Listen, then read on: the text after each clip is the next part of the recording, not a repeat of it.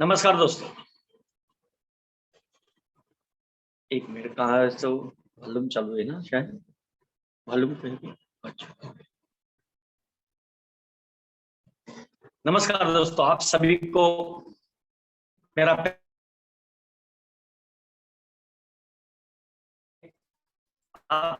Insurance adviser और development officers को मेरा नमस्कार। दोस्तों, आज की शाम हम बात करने वाले सर्विसिंग से अर्निंग के ऊपर। दोस्तों, इस पेंडेमिक पीरियड में अब जब चल रहे हैं, और वैसे भी अगर पेंडेमिक पीरियड हो या ना हो,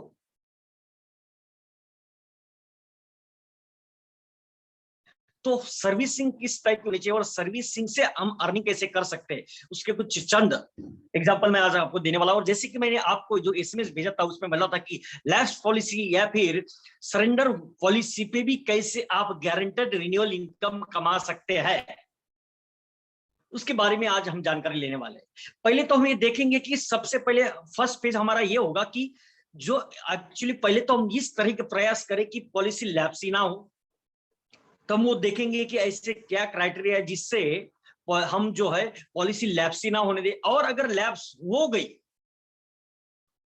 तो सेकंड पेज में आपको बताऊंगा या फिर सरेंडर करने की नौबत आएगी तो ऐसा क्या करना है हमें जिससे ये लैप्स या सरेंडर पॉलिसी पे भी हम गारंटेड रिन्यूअल इनकम कमा सकते हैं। दोस्तों, ये बहुत ही जबरदस्त कंसेप्ट है जिसको आज आप सुनने वाले हैं। दोस्तों, सबसे पहले मैं आपको बताना चाहूंगा कि जैसे कि अभी ये लॉकडाउन पीरियड चला है और पैंडेमिक पीरियड चला है। पैंडेमिक पीरियड में अगर आप लोगों के पास में जाएंगे तो लोग हमें अपॉइंटमेंट नहीं दे रहे या फिर मिलने को नहीं बुला रहे, राइट। और ये हम सबकी समस्या है। अब इससे आप, और जब तक हम लोगों को नहीं मिलेंगे तब तक हम बिजनेस नहीं कर सकते। तो दोस्तों, आप अगर नए लोगों को बात करेंगे तो नए लोग तो एंटरटेन करने वाले है नहीं, मगर आप अपने एग्जिस्टिंग कस्टमर से अगर बात करते हो और एग्जिस्टिंग कस्टमर के पास आप कुछ ऐसा लेके जाते हो तो डेफिनेटली आपका एग्जिस्टिंग कस्टमर जो है वो आपको अपॉइंटमेंट देगा, और आप जब उनसे मिलेंगे तो आप कैसी बातें करेंगे, क्या उनको देंगे और क्या दिखाएंगे जिससे वो तो खुश होगा ही होगा। आपका पॉलिसी लैप्स होने के, इनपोस रहने के चांसेस बढ़ जाएंगे, और उसी के साथ में आपको नया पॉलिसी भी कैसे आप सेल कर पाएंगे और रेफरेंसेस कैसे ले पाएंगे। चलो आइए देखते हैं पहले फेज को, फिर उसके बाद में हम देखेंगे कि कैसे फिर भी अगर लैप्स हो जाता है या फिर सरेंडर करना पड़ता है तो कैसे गारंटेड रिन्यूअल इनकम कमाएंगे। तो दोस्तों, आइए फर्स्ट पेज की शुरुआत करते हैं। इस पेज में मैं आपको फर्स्ट पेज में मैं आपको यह बताने वाला हूं दोस्तों कि क्या आप लैप्सेशन कम करना चाहते हो। हर इंश्योरेंस एडवाइजर की, हर मेरे अभिकर्ता बंधु की यह समस्या होती है कि लैप्सेशन ये बहुत तकलीफ है। तो हम देखेंगे कि क्यों पॉलिसी लैप्स होती है और कैसे हम उनको इनपोस ज्यादा से ज्यादा पॉलिसी इनपोस रखने में कामयाब हो सकते हैं। कैसे कस्टमर को क्लाइंट बनाना है ये आज हम देखेंगे, और कैसे मौजूदा ग्राहक से हम रेफरेंस ले सकते हैं। दोस्तों, अब ये समझाने के लिए मैं कुछ आपको बताता हूं। देखो, अगर मास्टर सेल्समैन बनना है तो आपको ह्यूमन साइकोलॉजी का मास्टर बनना पड़ेगा।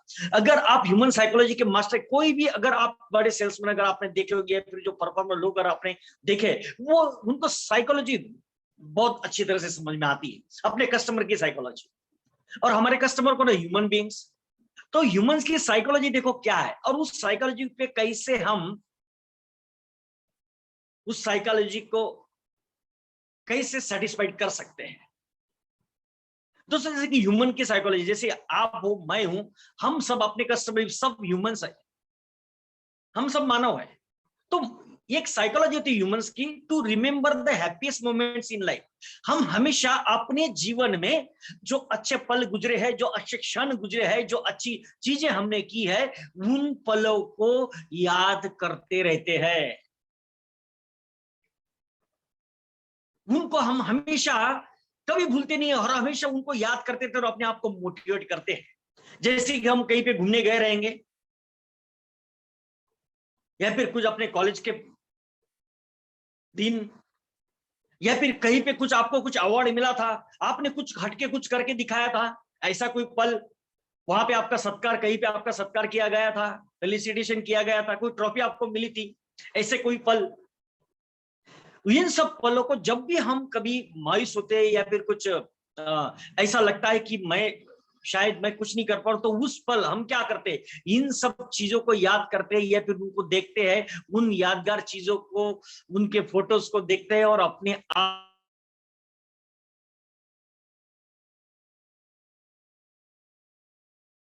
को एयरप्लेन मोड पर डाल देता हूं ताकि फिर कॉल नहीं आएगा मुझे। जस्ट वेट दोस्तों।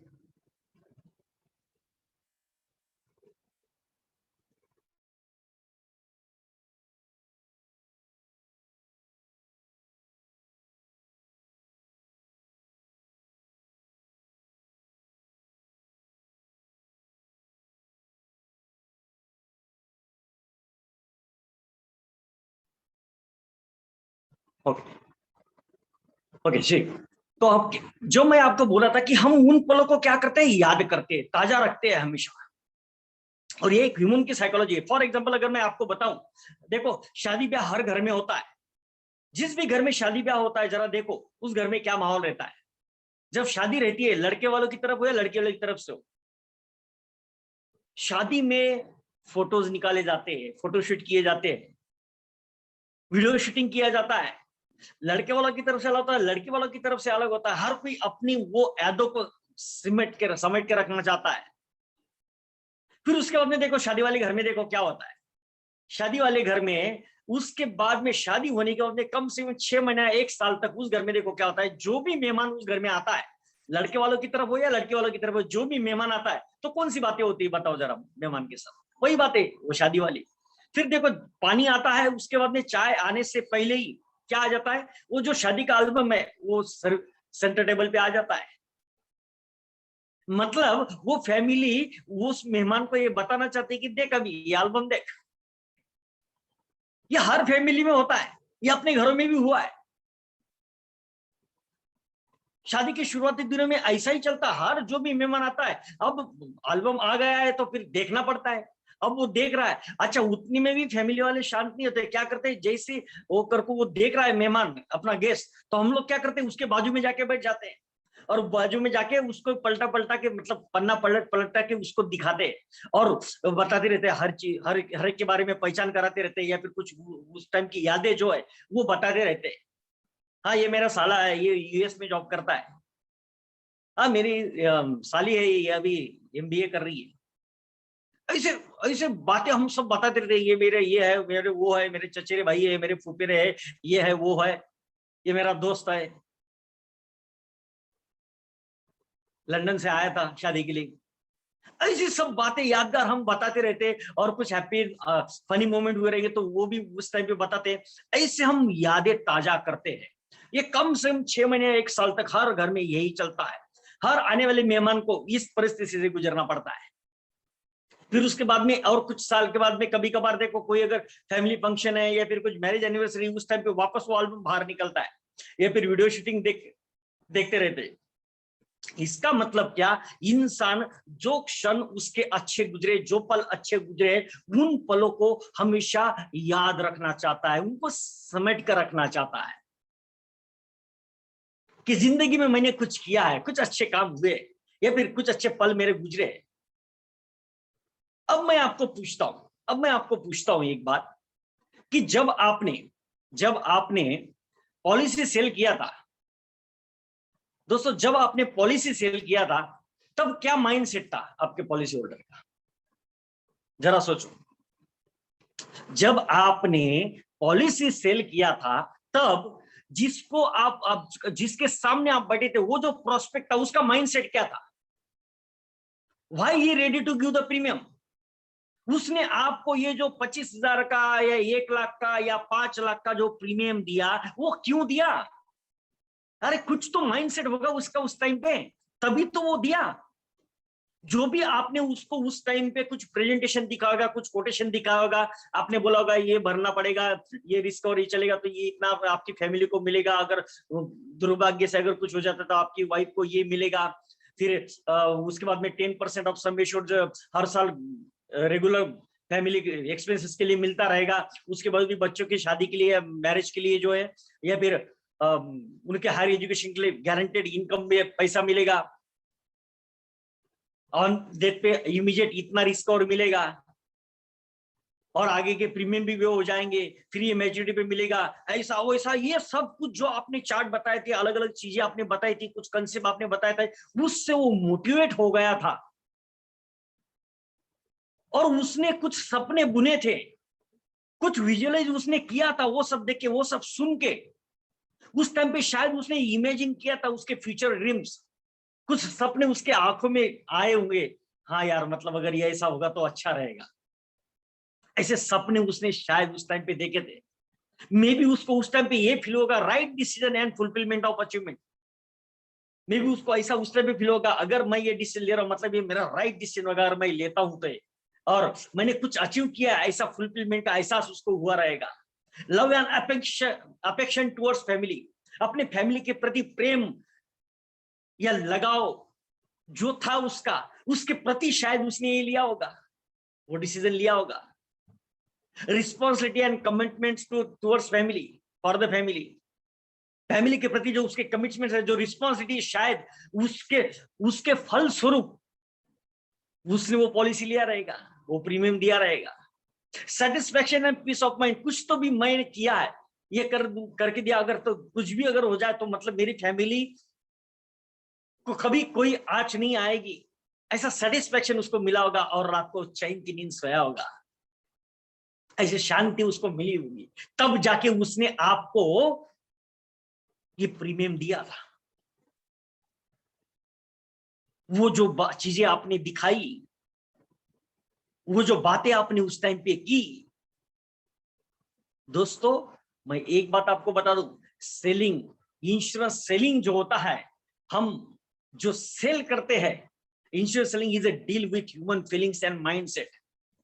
आप जो है इंसानों के, लोगों के इमोशंस के साथ, भावनाओं के साथ डील करते हो। कोई भी एलआईसी पॉलिसी रिटर्न के बेस पे सेल नहीं की जाती। अगर ऐसा होता ना तो कोई भी बड़ी पॉलिसी एलआईसी में ना आती। मैं आपको एक सवाल पूछना चाहता हूं, ये जो लोग एलआईसी में 1 लाख का सालाना, 1 लाख, 5 लाख, 10 लाख, 1 करोड़, 5 करोड़ का प्रीमियम भरते हैं, क्या इन लोगों को अक्ल नहीं है क्या कम रिटर्न पे एलआईसी में इन्वेस्ट कर रहे हैं? बताओ मुझे भाई, उनके पास तो सीए की टीम बैठी रहती है पूरी, उसके बावजूद भी ये लोग एलआईसी में इन्वेस्ट करते हैं, लाखों के करोड़ों के लोग प्रीमियम भरते हैं, उनको तो पूरा ज्ञान है मार्केट का, उसके बावजूद एलआईसी में इन्वेस्ट करते हैं। क्यों? क्योंकि एलआईसी में इन्वेस्टमेंट जो होता है वो इमोशन से होता है, दिल से होता है, भावनाओं से, अपने फैमिली के प्रति जो प्रेम, आदर्श, प्रेम और लगाव जो होता है, लव एंड अफेक्शन जो होता है, रिस्पॉन्स एंड कमिटमेंट जो होता है फैमिली के प्रति, और जो सपने फैमिली के लिए उन्होंने देखे, गारंटेड होने की जो भावना होती है, उसके प्रति एलआईसी पॉलिसी सेल होती है। ये एहसास उसको उस टाइम पे लगा था, तब जाके उसने आपको ये प्रीमियम दिया था। नहीं तो हर छोटी, अरे हम सब्जी खरीदने को जाते हैं, अगर 50 रुपए किलो कोई बोलता, हम लोग 40 रुपए किलो देगा क्या बोलते हैं, 10-10 रुपए का, 1-1 रुपए का मोल करते हैं। मगर उसने 1-1 लाख, 2-2 लाख, 5 लाख, 10-10 लाख का, 1-1 करोड़ का प्रीमियम आपको दिया था, क्योंकि उसकी ये सब भावनाएं थी, उसको कुछ लगा था कि वो कुछ तो भी कर रहा था, शायद ये सब उसका माइंड सेट था उस टाइम पे। अब मैं आपको पूछता हूं, उसके बाद क्या हुआ? उसके बाद क्या हुआ? उसने उस माइंड सेट में तो दे दिया प्रीमियम, तो दे दिया, पहला भर दिया पहला प्रीमियम। उसके बाद देखो क्या हुआ, आफ्टर 1 ईयर, मतलब 1 साल के बाद में, ड्यूरिंग द पॉलिसी टर्म, अब पॉलिसी हम 15, 20, 25, 30 साल की बेचते हैं, ड्यूरिंग द पॉलिसी टर्म, और ये giving that level of feelings to your customer, क्या आप ये ड्यूरिंग पॉलिसी टर्म उस लेवल का फीलिंग दे रहे हैं कस्टमर को? जब वो कस्टमर नहीं था, तब जब बेचा था, तब तो आपने वो फीलिंग दी थी, उसको महसूस भी हुए थे, मगर after selling, during the policy term, ऐसा कोई भी फीलिंग हम कस्टमर को नहीं दे पा रहे हैं। क्या करते हैं हम लोग? हर साल प्रीमियम कलेक्ट करते हैं। क्या प्रीमियम कलेक्ट करने से वो फीलिंग्स आएगी? जरा याद सोचो जरा आप, जो फर्स्ट टाइम पे आई थी वो फीलिंग्स आएगी प्रीमियम कलेक्ट करने से? वो दूसरे साल भरता है, तीसरे साल भरता है, चौथे साल भरता है, सोचता है यार मैं इसे प्रीमियम दे रहा हूं मगर क्या हो रहा है क्या नहीं हो रहा है। अब वो जो फीलिंग थी उसकी, वो जो यादें थी, वो अभी धुंधली हो गई है उसकी, सिर्फ जा ही रहा है यार। या फिर हम क्या करते हैं, बर्थडे विश करते हैं या फिर एनिवर्सरी विश करते हैं, तो उससे क्या आपको लगता है वो वाली फीलिंग्स दे रहे हैं हम लोग जो सेलिंग के टाइम पे दिया था? वो फीलिंग महसूस कर सकता है वो तो हो सकता है वो तो ठीक है, अभी भाई रिलेशन है, मतलब बर्थडे विश कर रहा है, एनिवर्सरी विश कर रहा है, कोई बड़ी बात उसमें लगती नहीं है। अच्छा, और हम देते क्या है उसको, एक पॉलिसी डॉक्यूमेंट देते हैं, वो भी black and white, black and white होता है वो पूरा। उसमें क्या रहता है, policy number, divorcee, plan, term, PPT, summation, premium, due date, maturity date. Maturity benefit नहीं होता है उसके अंदर। अब मुझे बता, वो ब्लैक एंड व्हाइट पेपर क्या वो फीलिंग्स दे सकता है जो उस टाइम पे मिली थी? वो तो आता है और बस फाइल में पड़ा रह जाता है। Do you think this things gives that level of feelings जो हमने सेलिंग के टाइम पे दिया था, जिसकी वजह से वो एक प्रीमियम देने को तैयार हो गया था? अब देखो क्या होता है, अब क्या होता है, 2-3 साल के बाद में उसकी वो यादें जो है वो धुंधली हो जाती है, वो सब चीजें जो सपने उसने बुने थे या फिर जो उसको लगा था वो सब धुंधला हो जाता है, क्योंकि ऐसा कोई जरिया नहीं है उसके पास में वो सब चीजें याद करने का।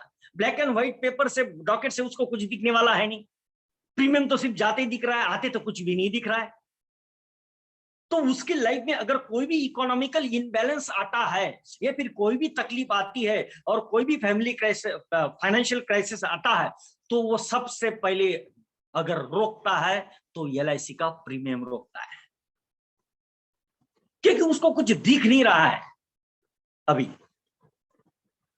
तो दोस्तों, अगर हम कुछ ऐसा देंगे उसको, ऐसी चीज उसको देंगे जिससे, जैसे उस टाइम पे हमने कुछ किया था तो उसने कुछ उसका माइंडसेट बनाया था, ऐसा कुछ अगर हम देंगे जिससे उसका वो माइंडसेट अगर बन जाता है, तो डेफिनेटली हमारा काम सक्सेसफुल हो जाएगा और ये पॉलिसी जो है इनफोर्स रहेगी। तो दोस्तों, मैं आपको एक कॉम्प्रिहेंसिव चार्ट दिखाता हूं। शायद कॉम्प्रिहेंसिव चार्ट आपने पहले भी शायद दिखाएगा या फिर देखा होगा, मगर उसको कॉम्प्रिहेंसिव चार्ट से निकालने से या फिर देने से, वो किस तरह से देना है, क्या बोलना है, कैसे बात करना है, अगर हम इसका, क्योंकि हम ह्यूमंस के साथ, इनके इमोशंस के साथ डील करते हैं दोस्तों, तो वो इमोशंस को कैसे टैप करना है, पहले मैं चार्ट दिखाता हूं आपको, फिर किस तरह से उसको प्रेजेंट करना है वो मैं आपको बताऊंगा। एक चार्ट मैं आपके सामने शेयर करता हूं अभी।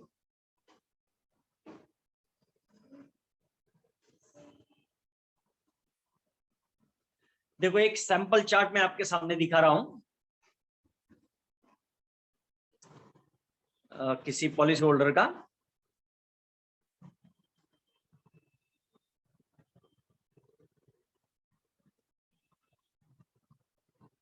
ओके, सी, अब देखो इस तरह से फैमिली कॉम्प्रिहेंसिव चार्ट आता है।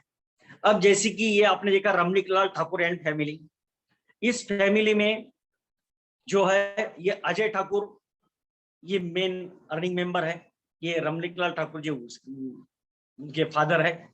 अब देखो इसमें मैं कुछ चीजें आपको दिखा, अभी अजय ठाकुर का अगर आप देखें तो इसमें देखो हर एक मेंबर की कितनी कितनी पॉलिसी, उसका देखो पूरा डिटेल्स आ गया, प्रीमियम मोड से लेके टैक्स बेनिफिट्स के, नॉमिनी से लेके, रिस्क कवर से लेके सब कुछ चीजें आ रही है। ओके, जैसे हम लोग प्रेजेंटेशन के टाइम पे कुछ दिखाते थे। ओके, अब इसको मैं कुछ कुछ चीजें आपको पॉइंट आउट करता हूं, जरा वो देख लो। जैसे कि हम लोग अजय ठाकुर की देखते हैं, इतनी सब पॉलिसीज है उसकी, उसमें अगर आप ये देखेंगे टोटल समेशन देखिए कितना है यहाँ पे, टोटल समेशन दिख रहा है अराउंड 78 लाख का, 78 लाख का टोटल समेशन है। प्रीमियम अभी तक कितना पेड हो गया है, 4,24,000, 25,450, इतना प्रीमियम पेड हुआ है। अच्छा, इनका जो एक्सीडेंटल रिस्क कवर बोलते हैं ना, वो कितना चला, 51,85,000 का। तो हम अगर रिस्क कवर की बात करें यहाँ पे तो 78 लाख और 51,85,000, तो लगभग 1,30,00,000 का रिस्क कवर चल रहा है इस फैमिली में, इस बंदे का, इस अजय ठाकुर का। तो ये एक पॉइंट समझ में आ गया कि रिस्क कवर आज की डेट में कितना चल रहा है इस बंदे का, 1,30,00,000 का रिस्क कवर चल रहा है। अच्छा, अगर आप पूछोगे ना किसी को भी कि किसी भी अपने क्लाइंट को आप जब ऐसे अगर पूछोगे ना, सर अभी तक क्या लगता है आपको कितना प्रीमियम भर चुके रहेंगे, तो देखो कभी भी वो कम ही बता पाएगा, क्योंकि ग्लोबली कैसे बताएगा, मतलब नॉर्मली सब इतना भरता हूं तो 5-6 साल हुए रहेंगे या फिर 3-4 साल तो इतना भरा होगा, वो कभी भी कम आएगा। जब आप देखेंगे सर अभी तक आप जो है ना सर, ये आपकी पॉलिसी पे आप 4,25,000 इतना प्रीमियम जो है आप LIC को भर चुके हैं, पेड कर चुके हैं, तो खुद हैरान हो जाएगा।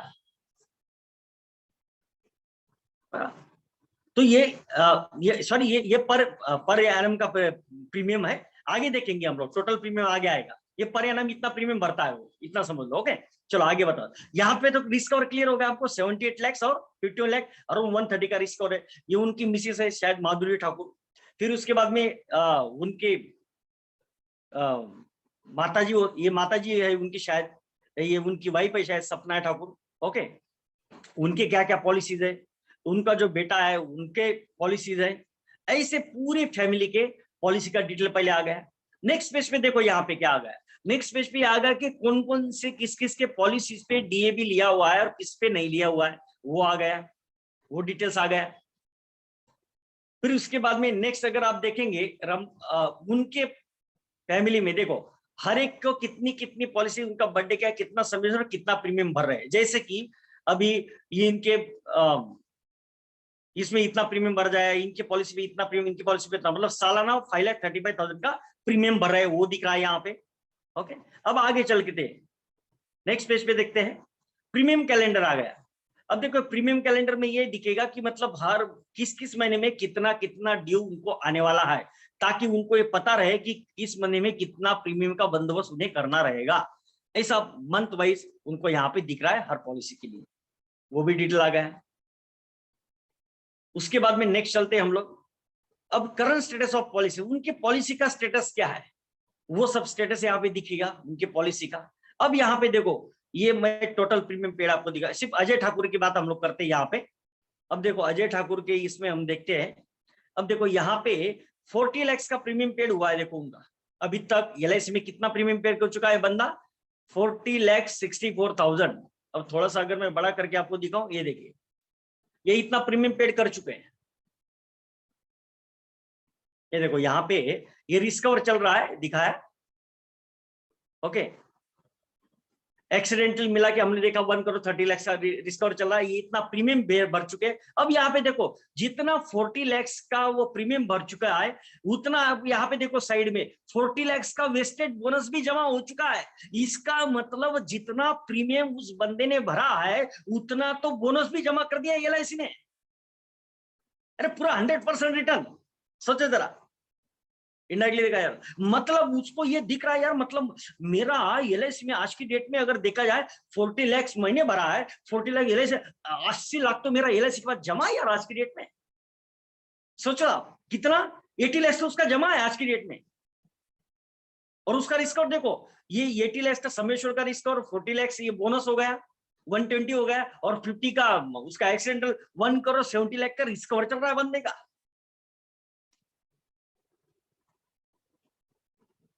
इस तरीके से अब ये पूरी की पूरी डिटेल हमने यहाँ पे दे दी। उसके बाद में देखो नेक्स्ट पेज पे यहाँ पे आता है कि किस किस ईयर में कितना कितना रिटर्न्स मिलने वाला है। ये देखो यहाँ पे प्रोजेक्टेड कैश फ्लो में कौन कौन सी पॉलिसीज का क्या क्या रिटर्न्स मिलने वाला है, ये पूरा डिटेल्स आ गया। अब मैं एक समरी दिखाता हूं आपको, टोटल समरी।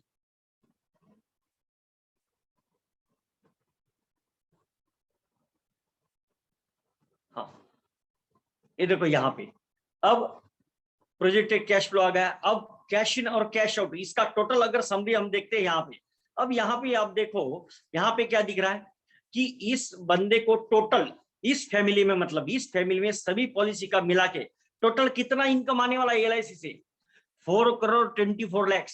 कितना, 4,24,00,000। और कितना प्रीमियम भर चुके भरेंगे वो लोग, 65 लाख। मतलब जितना प्रीमियम भरेंगे वो लोग उसका लगभग 7 टाइम्स रिटर्न आने वाला है उनको LIC से, ये उनको दिख रहा है। अब समझ रहे बात। अब मुझे बताओ, जैसे बात हमने उस टाइम पे की थी, जब पॉलिसी प्रेजेंटेशन दे रहे थे, क्या वैसी बात हम लोग इस टाइम पे नहीं कर रहे थे? वही सब चीजें यहाँ पे दिख रही है, वही सब चीजें हम लोग यहाँ पे शो कर रहे हैं। इस तरह का अगर हम चार्ट बनाते हैं और इसको प्रिंट करते हैं, कुछ ये 8-10 पेजेस का रहेगा, उसका फिर प्रीमियम कैलेंडर का chart, year wise cash flow का चार्ट, इस तरह का ये आएगा। अब आप इसको, आपको देखो करना क्या है। अब आप ये प्रेजेंटेशन बनाओगे, एक कॉम्प्रिहेंसिव चार्ट आप बनाओगे, उसके बाद में आपको देखो करना क्या है। सपोज आपने अपने जो क्लाइंट्स है उनका ऐसा चार्ट निकाला और एक फाइल बनाया, और एक फाइल में आप ये चार्ट लेके गए, तो आप क्या करोगे? इसको प्रिंट करोगे, बराबर, एक फाइल लोगे, फाइल में डालोगे। ओके, अब ये फाइल जो है, ये फाइल जो है, आप एक ऐसे कुछ, तो मैं एक सैंपल के तौर पे जो चीज हाथ में है उसके हिसाब से दिखा रहा हूं आपको। सिर्फ सब बता कि एक फाइल बनाएगी उसकी। अब ये फाइल आप क्या करना है, आपको कॉल करना है अपने क्लाइंट को, अपने क्लाइंट को कॉल करना है आपको। और ये जो चार्ट मैंने आपको दिखाया, ये विजुअल मैजिक प्रो डेटाकॉम का अगर आपके पास में सॉफ्टवेयर है तो आप उसमें से रिपोर्ट निकाल सकते हैं। उसमें से मैंने आपको रिपोर्ट दिखाया था। अब आपको क्या करना है, अब आपको ये चार्ट बना के लेके जाना है, प्रिंट किया आपने, कॉल करना है अपने एग्जिस्टिंग क्लाइंट को और बोलना है कि सर, इस पैंडेमिक पीरियड में मैं उम्मीद करता हूं कि आप स्वस्थ और सुरक्षित होंगे। तो सर, मेरे ऊपर जो आपने जिम्मेदारी दी थी और जो इन्वेस्टमेंट जो आपने किए थे, तो मैं उसका एक पूरा चार्ट, फैमिली चार्ट बना के, ताकि जो इन्वेस्टमेंट आपने की है, अगर कुछ दुर्भाग्य की परिस्थिति आती है, कुछ अनफॉर्चुनेट इवेंट आती है, तो आपकी फैमिली को उसके बारे में पूरी जानकारी होनी चाहिए। इसलिए मैंने एक स्पेशल चार्ट बनाया है उसके लिए। वो चार्ट मुझे आप और आपकी फैमिली को देना है और समझाना है, ताकि सबको ये पता रहे कि किस क्या क्या आपने प्रोविजन करके रखे हैं। और उसके लिए सर मैं आपसे मिलना चाहता हूँ। अब मुझे बताओ, वो हाँ बोलेगा कि ना बोलेगा, बताओ मुझे। तो हाँ बोलेगा, बोला अच्छी बात है यार। अब इसके लिए तो बोलेगा तो आ ही जा भाई, मतलब कुछ लेने की तो बात नहीं कर रहा है, कुछ देने को आने की बात कर रहा है, बराबर ना। अब आप जाएंगे लेके, अब जब जाएंगे लेने को जाएंगे आप, तो देखो आपको क्या करना है। आप अब जब जाएंगे तो आपको ये ऐसा सीधा क्लाइंट के हाथ में नहीं दे देना है। सपोज ये फाइल बनाया आपने, कुछ प्रिंट, कुछ 20-50 रुपए का जो भी फाइल लिया आपने, अच्छा खासा, जो भी जैसे आपकी मर्जी वैसा, आप जब लेके जाएंगे तो आपको देखो किस तरह से डिलीवर करना है। ये बहुत मायने रखता है कि डिलीवरी आप कैसे देंगे। आप ये फाइल ऐसी लेंगे, दोनों हस्बैंड वाइफ को बुलाएंगे। अभी इसके अभी ये जो हमने देखा अजय ठाकुर का, उस केस में टोटल फैमिली रिटर्न्स कितना है? 4 करोड़ के आसपास का, बराबर। टोटल पूरा फैमिली का मिला के जो रिटर्न्स मिलने वाला है, जिसमें जो ज्यादा रहेगा ना वो बताने का। अभी सपोज किसी में रिस्क, टर्म प्लान अगर ज्यादा रहेंगे, लिए बड़े लिए रहेंगे, तो रिस्क और ज्यादा दिखेगा, तो रिस्क कवर के ऊपर बात करने का। अगर किसी में रिटर्न्स ज्यादा दिख रहा है टोटल्स मिला के, तो उसके ऊपर बात करना है। इसमें हमको रिटर्न ज्यादा दिख रहे हैं, 4 करोड़ के आसपास पूरी फैमिली को रिटर्न मिलने वाला है। तो हम क्या करेंगे, जाएंगे, दोनों को बुलाएंगे, हस्बैंड वाइफ जो भी, उनको बोलेंगे, और देखो आपको इस तरह से लेना है। और इसके साथ में अगर कुछ स्वीट या फिर कुछ कैडबरी वगैरह आपको रखना है, फिर कुछ गुलाब का फूल अगर आपको रोज रखना है तो उसके ऊपर रख सकते हैं, थोड़ा अलग लगेगा, अच्छा लगेगा। तो आपको देखो ऐसे लेना है, और ये आपको क्लाइंट के हाथ में नहीं देना है, उनकी मिसेस के हाथ में देना है। क्या करना है, मिसेस के हाथ में देना है। और देखो बोलना क्या है उनको, आप मैडम बोले या फिर दीदी बोलिए या फिर सिस्टर बोलिए, जो मतलब, या भाभी जी बोलिए, जैसा आपकी मर्जी। ओके, तो आपको ये लेना है और देखो क्या बोलना है, उनके हाथ में ऐसे देते हुए, मैडम, दीदी, सिस्टर या भाभी जी, ये 4 करोड़ की प्रॉपर्टी जो सर ने आपके लिए बनाई, आपकी फैमिली के लिए बनाई है, वो 4 करोड़ की प्रॉपर्टी मैं आपके सुपुर्द करने आया हूं, आपके हवाले करने आया हूं। बस ये एक डायलॉग। वापस बोलो, वापस बोल के दिखाता हूं कि भाभी जी, मैडम, दीदी, ये 4 करोड़ की प्रॉपर्टी, क्या बोलेंगे, इस 4 करोड़ की प्रॉपर्टी जो सर ने आपकी फैमिली के लिए बना के रखी है, ये 4 करोड़ की प्रॉपर्टी मैं आपके सुपुर्द करने आया हूं, आपके हवाले करने आया हूं। अब जरा सोचो, आप सोच के देखो जरा, हर फैमिली में कुछ ना कुछ तो मन मुटकाव तो रहता ही है, कैसी भी फैमिली हो, एजुकेटेड हो नॉन एजुकेटेड हो जो भी हो, कुछ थोड़ा बहुत तो हस्बैंड वाइफ में मन मुटकाव तो रहता ही। हमेशा हस्बैंड को क्या लगता है, बीबी मेरी बात को नहीं समझती है, वाइफ मेरी बात को नहीं समझती है, मुझे रिस्पेक्ट नहीं देती है, मुझे प्यार नहीं करती है, मुझे मेरी बात को नहीं समझती है। वाइफ को ये लगता है कि हस्बैंड मेरी बात नहीं समझता है, मुझे रिस्पेक्ट नहीं देता है, मुझे कुछ पूछता नहीं है। हमेशा वाइफ को ऐसा लगता है कि मतलब हस्बैंड जो है उसका घर में ध्यान ही नहीं है, मतलब फैमिली की तरफ ध्यान ही नहीं है, या फिर फैमिली से इतना प्रेम करता ही नहीं है। ऐसा किसको लगता है? हमेशा वाइफ को लगता है। मगर अभी उसने क्या सुना, जरा सोचो, क्या सुना आपने? क्या बोला कि ये 4 करोड़ की प्रॉपर्टी, उसको तो पता ही नहीं था भाई, उसको पता ही नहीं था। क्योंकि नॉर्मली फैमिली में हर कोई बताता नहीं है, और बताता भी है तो जिस जिस टाइम पे जब जब क्योंकि तब बोला मैंने ये पॉलिसी निकाला, अच्छा इसके लिए ये निकाली, मगर टोटल करके क्या था वो थोड़ी ना पता है यार। और वो पॉलिसी डॉक्यूमेंट घर में तो पड़े, मगर उसको देख के थोड़ी ना कुछ समझ में आ रहा है कि किधर क्या जा रहा है, क्या आ रहा है, कितना जमा होगा है, क्या मिलने वाला, कुछ समझ में नहीं आता है। तो अभी ये पूरी सभी पॉलिसी जितनी भी हुई उनका सब मिला के बता रहे, वो मनी मन में सोचेगी कि जैसा भी यार मेरा पति मेरा देवता है। वो मनी मन में सोचेगी कि मैं क्या सोचती थी इनके बारे में, मगर ये क्या निकले, कितना ख्याल रखते हैं मतलब ये हमारा, और कितना सोचते हैं फैमिली के लिए। ऐसा प्यार भरा एक विश्वास का नाता, ये आपकी एक छोटी सी फाइल, एक छोटा सा चार्ट क्रिएट करेगा यार, समझे आप? एक छोटा सा चार्ट आप देंगे और वो हस्बैंड वाइफ के बीच के रिश्ते में आप एक विश्वास का नाता बनाएंगे। और नॉर्मली ये सी बातें कोई फैमिली में घर में करता नहीं है। जो जरिया आप दोगे कि मतलब देखो, अब फिर आप क्या करेंगे उसके बाद में? अब इसको भी गर्व महसूस होगा अपने क्लाइंट को कि मतलब यार इसने तो रिस्पेक्ट बढ़ा दिया यार मेरी। अब देखो आपको ये समझाना किसको है, फिर ये समझाए ना आपको, उनको समझाएंगे किसको? वो क्लाइंट को नहीं समझाना है, उसकी वाइफ को समझाना है, वो भाभी जी को समझाना है, वो दीदी को समझाना है, सिस्टर को समझाना है, मैडम को समझाना है। बाजू में बैठने का और बताना है, जैसा भी मैंने आपको बताया वैसा एक एक चीज पलटा पलटा के बताना है। देखो ये आपके बच्चे के लिए, आपके विधान के लिए, आपकी इसके लिए, आपके बेटी सपना के मैरिज के लिए प्रोविजन किया हुआ है, आपके बच्चे के लिए ये प्रोविजन किया हुआ है, या फिर सपोज एक का किया रहेगा एक का नहीं किया रहेगा, या फिर अगर दुर्भाग्य से, अगर खुदा ना करे अच्छे सब कुछ चले, मगर अगर दुर्भाग्य से अगर ऐसा कुछ होता है तो लमसम ये 2.5 करोड़ या 1.5 करोड़ का जो लमसम अमाउंट जो है आपको मिलेगा, ताकि जिससे आपके ऊपर जो जिम्मेदारी, वो जिम्मेदारी को आप अच्छी तरह से निभा सकते हो और बच्चों के पालन पोषण में कभी कोई कमी नहीं आएगी। ऐसा प्रोविजन सर ने इसमें करके रखा हुआ है। और बाद में अगर जब आप रिटायर्ड होंगे और आपकी उम्र ये हो जाएगी, उस टाइम पे आपको ये फंड मिलेगा ताकि आप दोनों का रिटायरमेंट जो अच्छी तरह से गुजर सके, इसका भी प्रोविजन सर ने करके रखा है। ऐसे ऐसे सब ये करके रखा है। ये आपको मिलने वाला, अभी तक आपका इतना प्रीमियम भरा गया, आपका इतना डिस्काउंट चल रहा है, ये बच्चे की शादी के टाइम पे ये मिलेगा, बेटी की शादी के टाइम पे ये मिलेगा, अगर कुछ हो जाए तो ये मिलेगा, टैक्स रिलेटेड हो जाए ये मिलेगा, ऐसा मिलेगा वैसा मिलेगा, ये सब। और ये पूरा का पूरा वो माहौल आपने बना दिया जो सेलिंग के टाइम पे बनाया था। सोचो जरा, पूरी फैमिली गदगद, मतलब ये मतलब यार एक रिलैक्स महसूस। अब उसमें आपको सिर्फ फिर क्या करना है, फिर प्रीमियम कैलेंडर का आएगा, जैसे इसमें प्रीमियम कैलेंडर था, प्रीमियम कैलेंडर आएगा। बस आपको क्या करना है, प्रीमियम कैलेंडर के पेज पे रुक के बोलना है, बस भाभी जी, मैडम, आपको सिर्फ ये ख्याल रखना है, ये प्रीमियम कैलेंडर देखिए, इस प्रीमियम कैलेंडर में हर मंथ में कितना प्रीमियम आने वाला है, भरना है, वो आया हुआ है। बस आप इसका ख्याल रखिए, ये आपके घर पे 4 करोड़ लाने की जिम्मेदारी मेरी।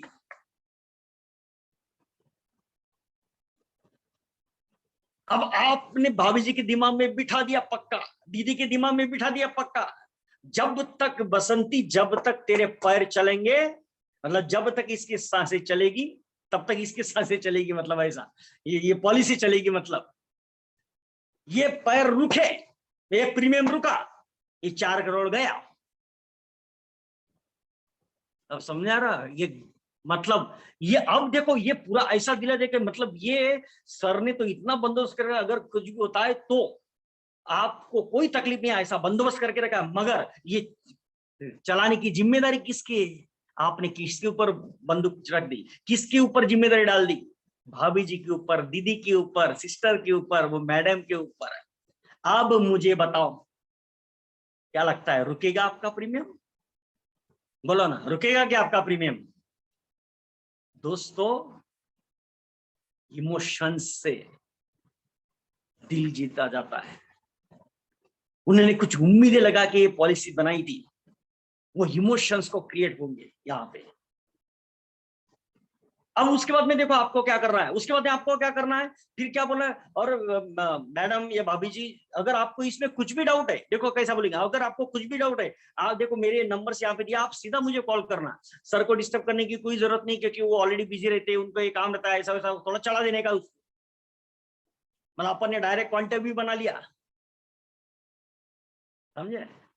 अब देखो क्या होगा, अब उसमें उस केस में अगर कुछ और करना है तो लगे हाथों हम वो भी, मतलब अगर कुछ कमी होगी या फिर कोई भी रिस्क और कम पड़ा होगा, कहीं किसी के लिए कुछ प्रोविजन नहीं रहेगा, तो वो डेफिनेटली वो तो बात बताएंगे। अब वो उसको उस वक्त माने या ना माने, मगर याद करो, जरा जरा इमेजिन करो, जब आप यहाँ वहां से निकल जाओगे, जब आप वहां से निकल जाओगे, मुझे बताओ वापस वो चार्ट पूरी फैमिली बैठ के देखेगी कि नहीं देखेगी, बताओ मुझे।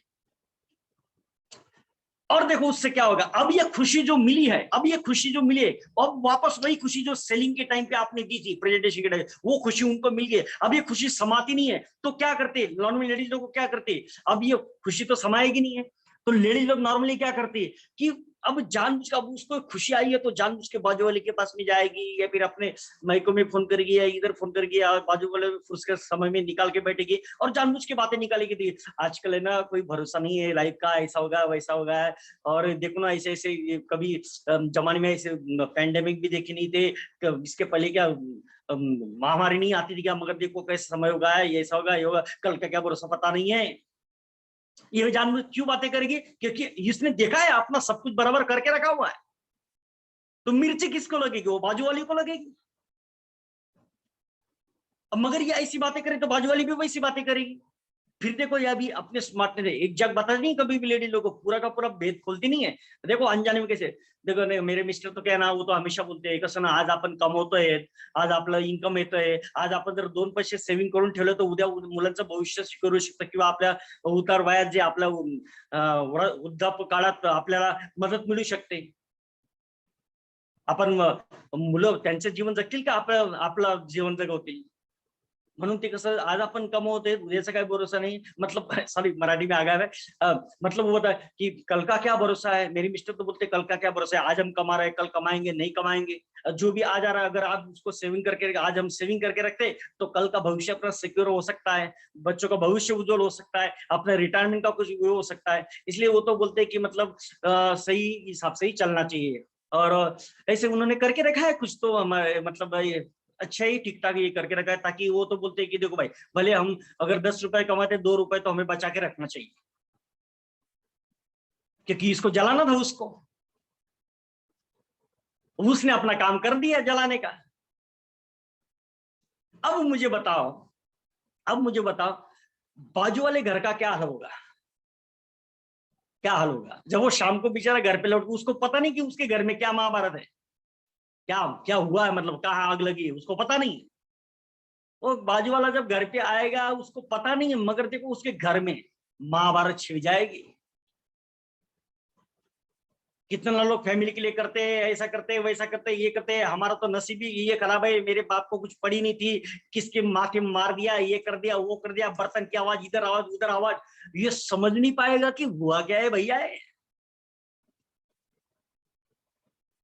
दोस्तों अभी उनके घर में कितनी इंटेंशन है महाभारत की, कितने दिन तक वो संघर्ष करता है उसके ऊपर है वो, मगर इतना तो पक्का आग तो लग जाएगी, महाभारत तो शुरू हो जाएगी। और अगर उसको फिर जानना है भेद, तो किसके पास आएगी बताओ, दीदी के पास आएगी कि नहीं, भाभी जी के पास आएगी कि नहीं, जानबूझ की बात निकालने के लिए। और अगर फिर भाभी जी को आपने बोल के रखा था अगर कुछ भी डाउट या कुछ भी है तो आप मुझे फोन करो, तो दोस्तों चांसेस बढ़ गए। कम से कम इतना तो है, आपने आपका प्रीमियम जो है इनपुट पॉलिसी इनपुट रखने का बंदोबस्त कर दिया। दूसरा, वो फैमिली खुश हो गई, अब चाहे तो उस फैमिली से जब आप मिले थे तब आप अभी रेफरेंस भी ले सकते, या फिर वो सजेशन भी दे सकेंगे, क्योंकि अभी वो खुश है। तो दोस्तों जैसे मैंने अभी ये फैमिली इन्वेस्टमेंट चार्ट आपको बताया, और जिससे हम ये छोटा सा चीज देखो, हाँ दोस्तों हम समझते नहीं है कि हम इंसान जो है वो भावनाओं पे चलते हैं। अब ये चार्ट जो है, ये चार्ट उनको वो खुशियां दिलाएगा, बराबर। अब मगर आज के जमाने में देखो क्या होगा, अभी आजकल लोग क्या है ना, व्हाट्सएप पे हो गए सब लोग। एंड्रॉइड मोबाइल हर एक के पास में रहता है, घर एक में हर एक के पास में एंड्रॉइड मोबाइल है, छोटे बच्चों के पास में तक है। अब ये पीडीएफ फाइल मैं आपको जब दिखा रहा था, देखो मुझे मैक्सिमाइज करना पड़ा था, ऐसा करना पड़ा था, ये फिर वो पीडीएफ फाइल का प्रिंट देंगे तो प्रिंट में वो इतना छोटा छोटा, फिर वो फाइल में लगा रहेगा, निकालना देखना, वो इतना, वो कभी कभार देखेंगे मगर इतना वो कंफर्ट नहीं है। तो दोस्तों नए जमाने के नए तरीके, नए जमाने के नए तरीके, अगर आपको हमेशा अव्वल रहना है, नंबर वन रहना है, और अपने बिजनेस में तरक्की करना है, तो आपको नई नई जो टेक्नोलॉजी थी उसको सहारा लेना चाहिए, उसका साथ लेना चाहिए। क्योंकि टेक्नोलॉजी जो है ये अपनी जो काम होता है, अपनी जो प्रयास होते हैं उसको कम शब्दों में या फिर कम टाइम में या फिर एक अलग टेंजेंट में उसको बड़ा कर देती है। तो दोस्तों आज के जमाने के हिसाब से यही इन्वेस्टमेंट चार्ट जो हम पहले देते थे, उसके साथ में हमको अभी एक इंडिया में पहली बार ऐसा इन्वेंशन आपने कहीं देखा नहीं होगा, डिजिटल हैंडबुक। आप एक डिजिटल हैंडबुक क्लाइंट को दे सकते हैं। मैं आपको उसका सैंपल दिखाता हूं डिजिटल हैंडबुक का। अब आप प्रिंट करने को जाओगे तो प्रिंट करने को कितना खर्चा आ जाएगा, बराबर कि नहीं। अगर कलर प्रिंट निकाले तो और बहुत खर्चा, 10 पेज का कम से कम 50-100 तो आपका खर्चा, फाइल बनाने का 50 को। मैं ये नहीं बोला कि रिप्लेसमेंट नहीं है इसका, वो चार्ट तो एक बार ही देना है हमको, फाइल बना के एक बार ही देना है। मगर डिजिटल हैंडबुक जो है ये एक मस्ती के लिए उनको, ये इमीडिएट, क्योंकि आजकल देखो हम क्या करते हैं, किसी भी इसके फोटोज निकाल लेते हैं, वो मोबाइल में देखते रहते हैं, बराबर। तो ये ऐसा एक ऐप अगर हम बना के देते हैं डिजिटल हैंडबुक उस फैमिली को, तो देखो कैसे रहेगा। अब देखो ये आपके सामने मैं यहाँ पे डिजिटल हैंडबुक दिखा रहा हूं।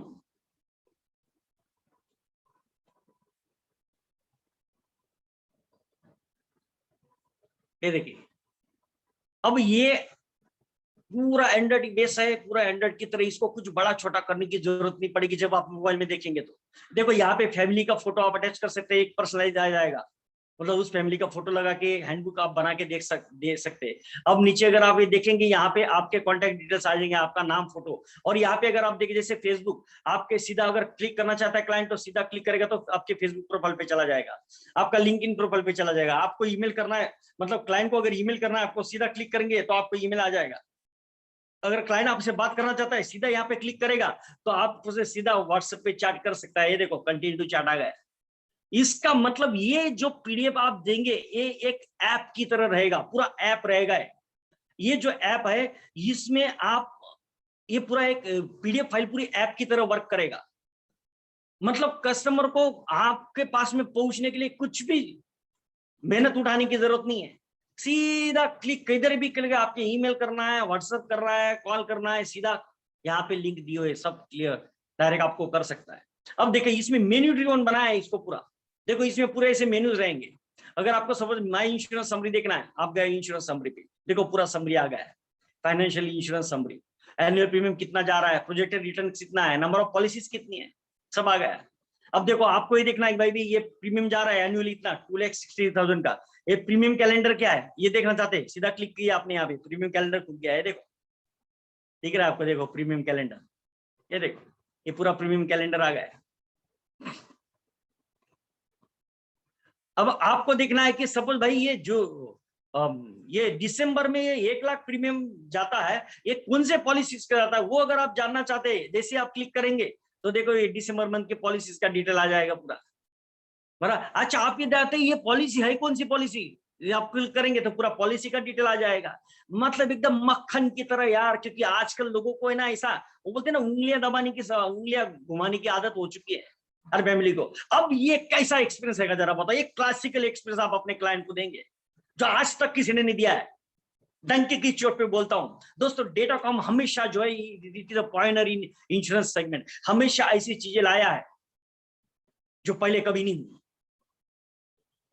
तो ऐसा एक नया क्लासिकल एक्सपीरियंस जो है आप अपने कस्टमर को दे सकते हैं। और यहाँ पे देखो नीचे ऑनलाइन पेमेंट करने के लिए लिंक भी रहेगा, सीधा क्लिक करेंगे तो यहाँ पे, ये तो मैंने आपको पुराना वर्जन का पीडीएफ दिखा रहा हूं मैं, उसमें पूरे 3 LIC के साथ भी डायरेक्ट प्रीमियम कर प्रेस करता है, बिल डेस्क के साथ भी और पेटीएम के साथ भी, ये तीनों लिंक यहाँ पे दिखेंगे।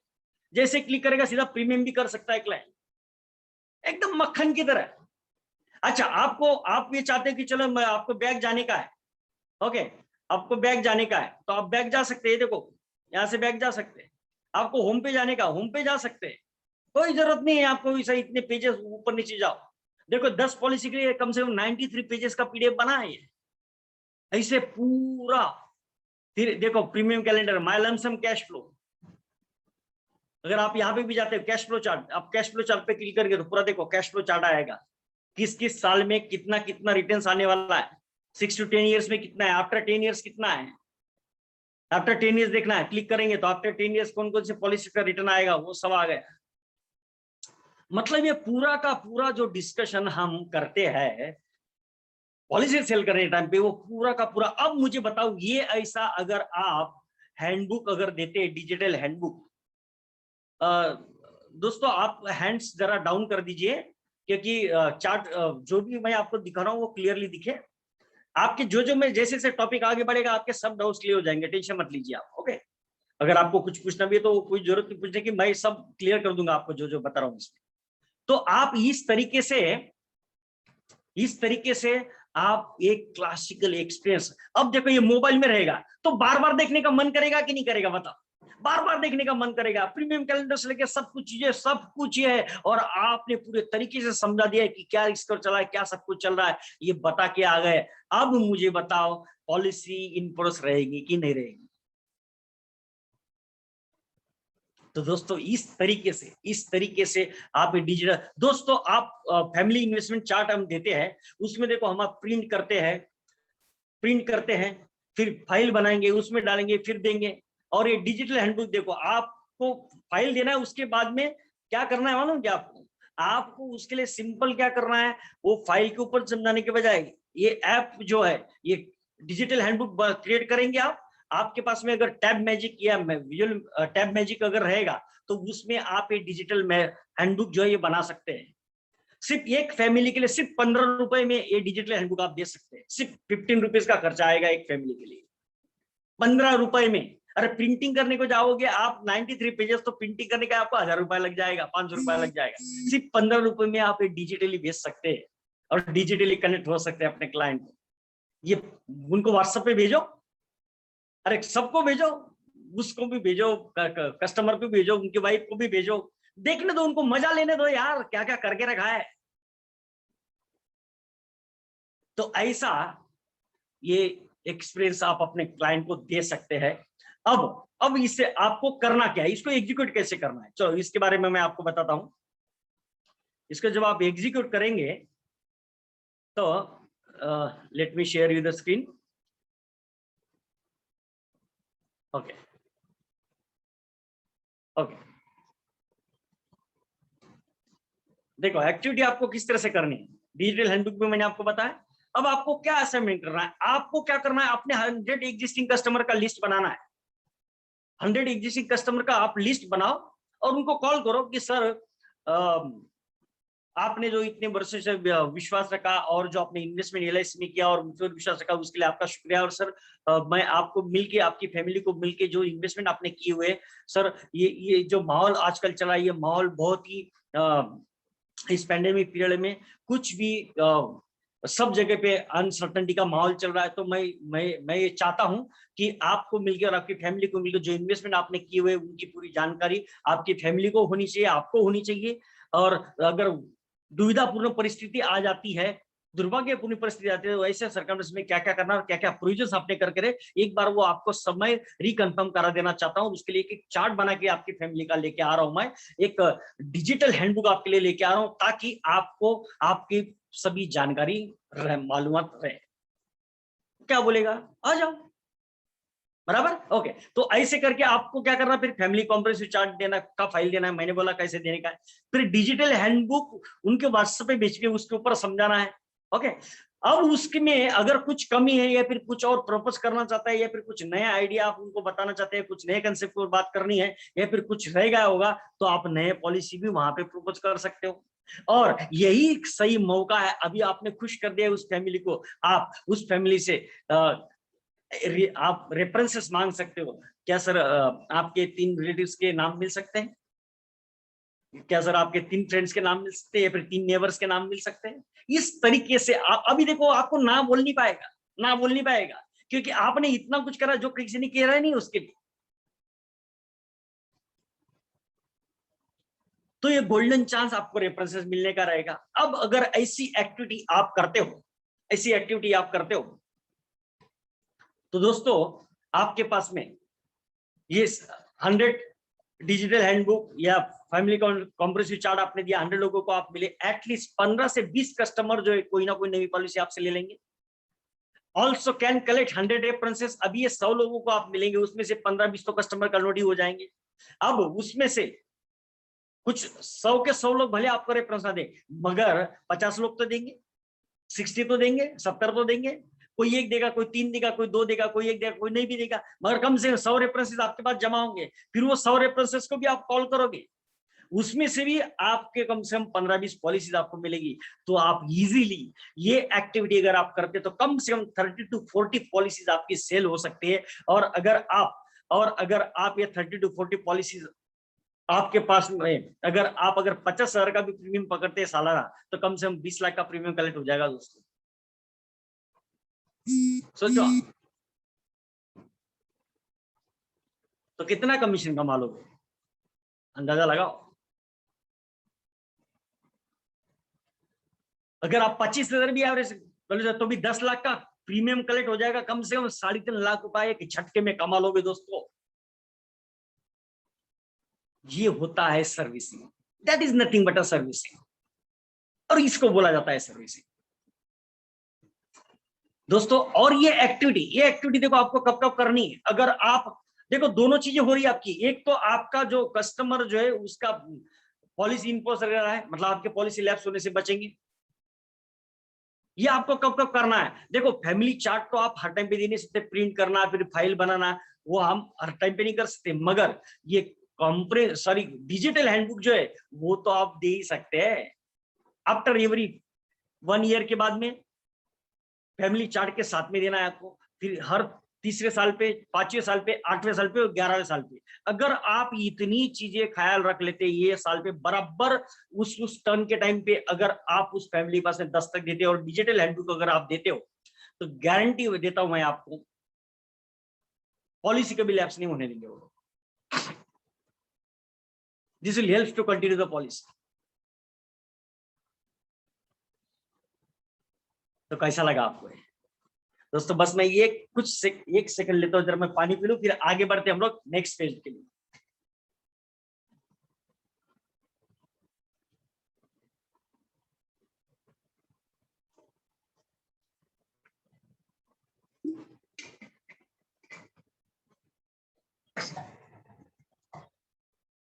आइए नेक्स्ट पेज पे आते हैं। अब हम देखते हैं कि हम ये प्रयास तो करेंगे कि भाई पॉलिसीज अपनी कंटिन्यू रह पाए, उसके लिए जैसे मैंने बताया वो आइडियाज बताए वो आप एग्जीक्यूट करेंगे। मगर उसके बावजूद भी अभी तक हमने बहुत सारी पॉलिसी बेची है और बहुत सारी पॉलिसी सेल की और सेल करते भी रहेंगे, मगर क्या उन सबका फल, मतलब सबका कमीशन हमको आज भी मिल रहा है? क्या सभी पॉलिसी इनफोर्स है? और क्या आप गारंटेड रियल इनकम कमाना चाहते हैं? आप क्लब मेंबरशिप मेंटेन रखना चाहते हैं, फायदे लेना चाहते हैं?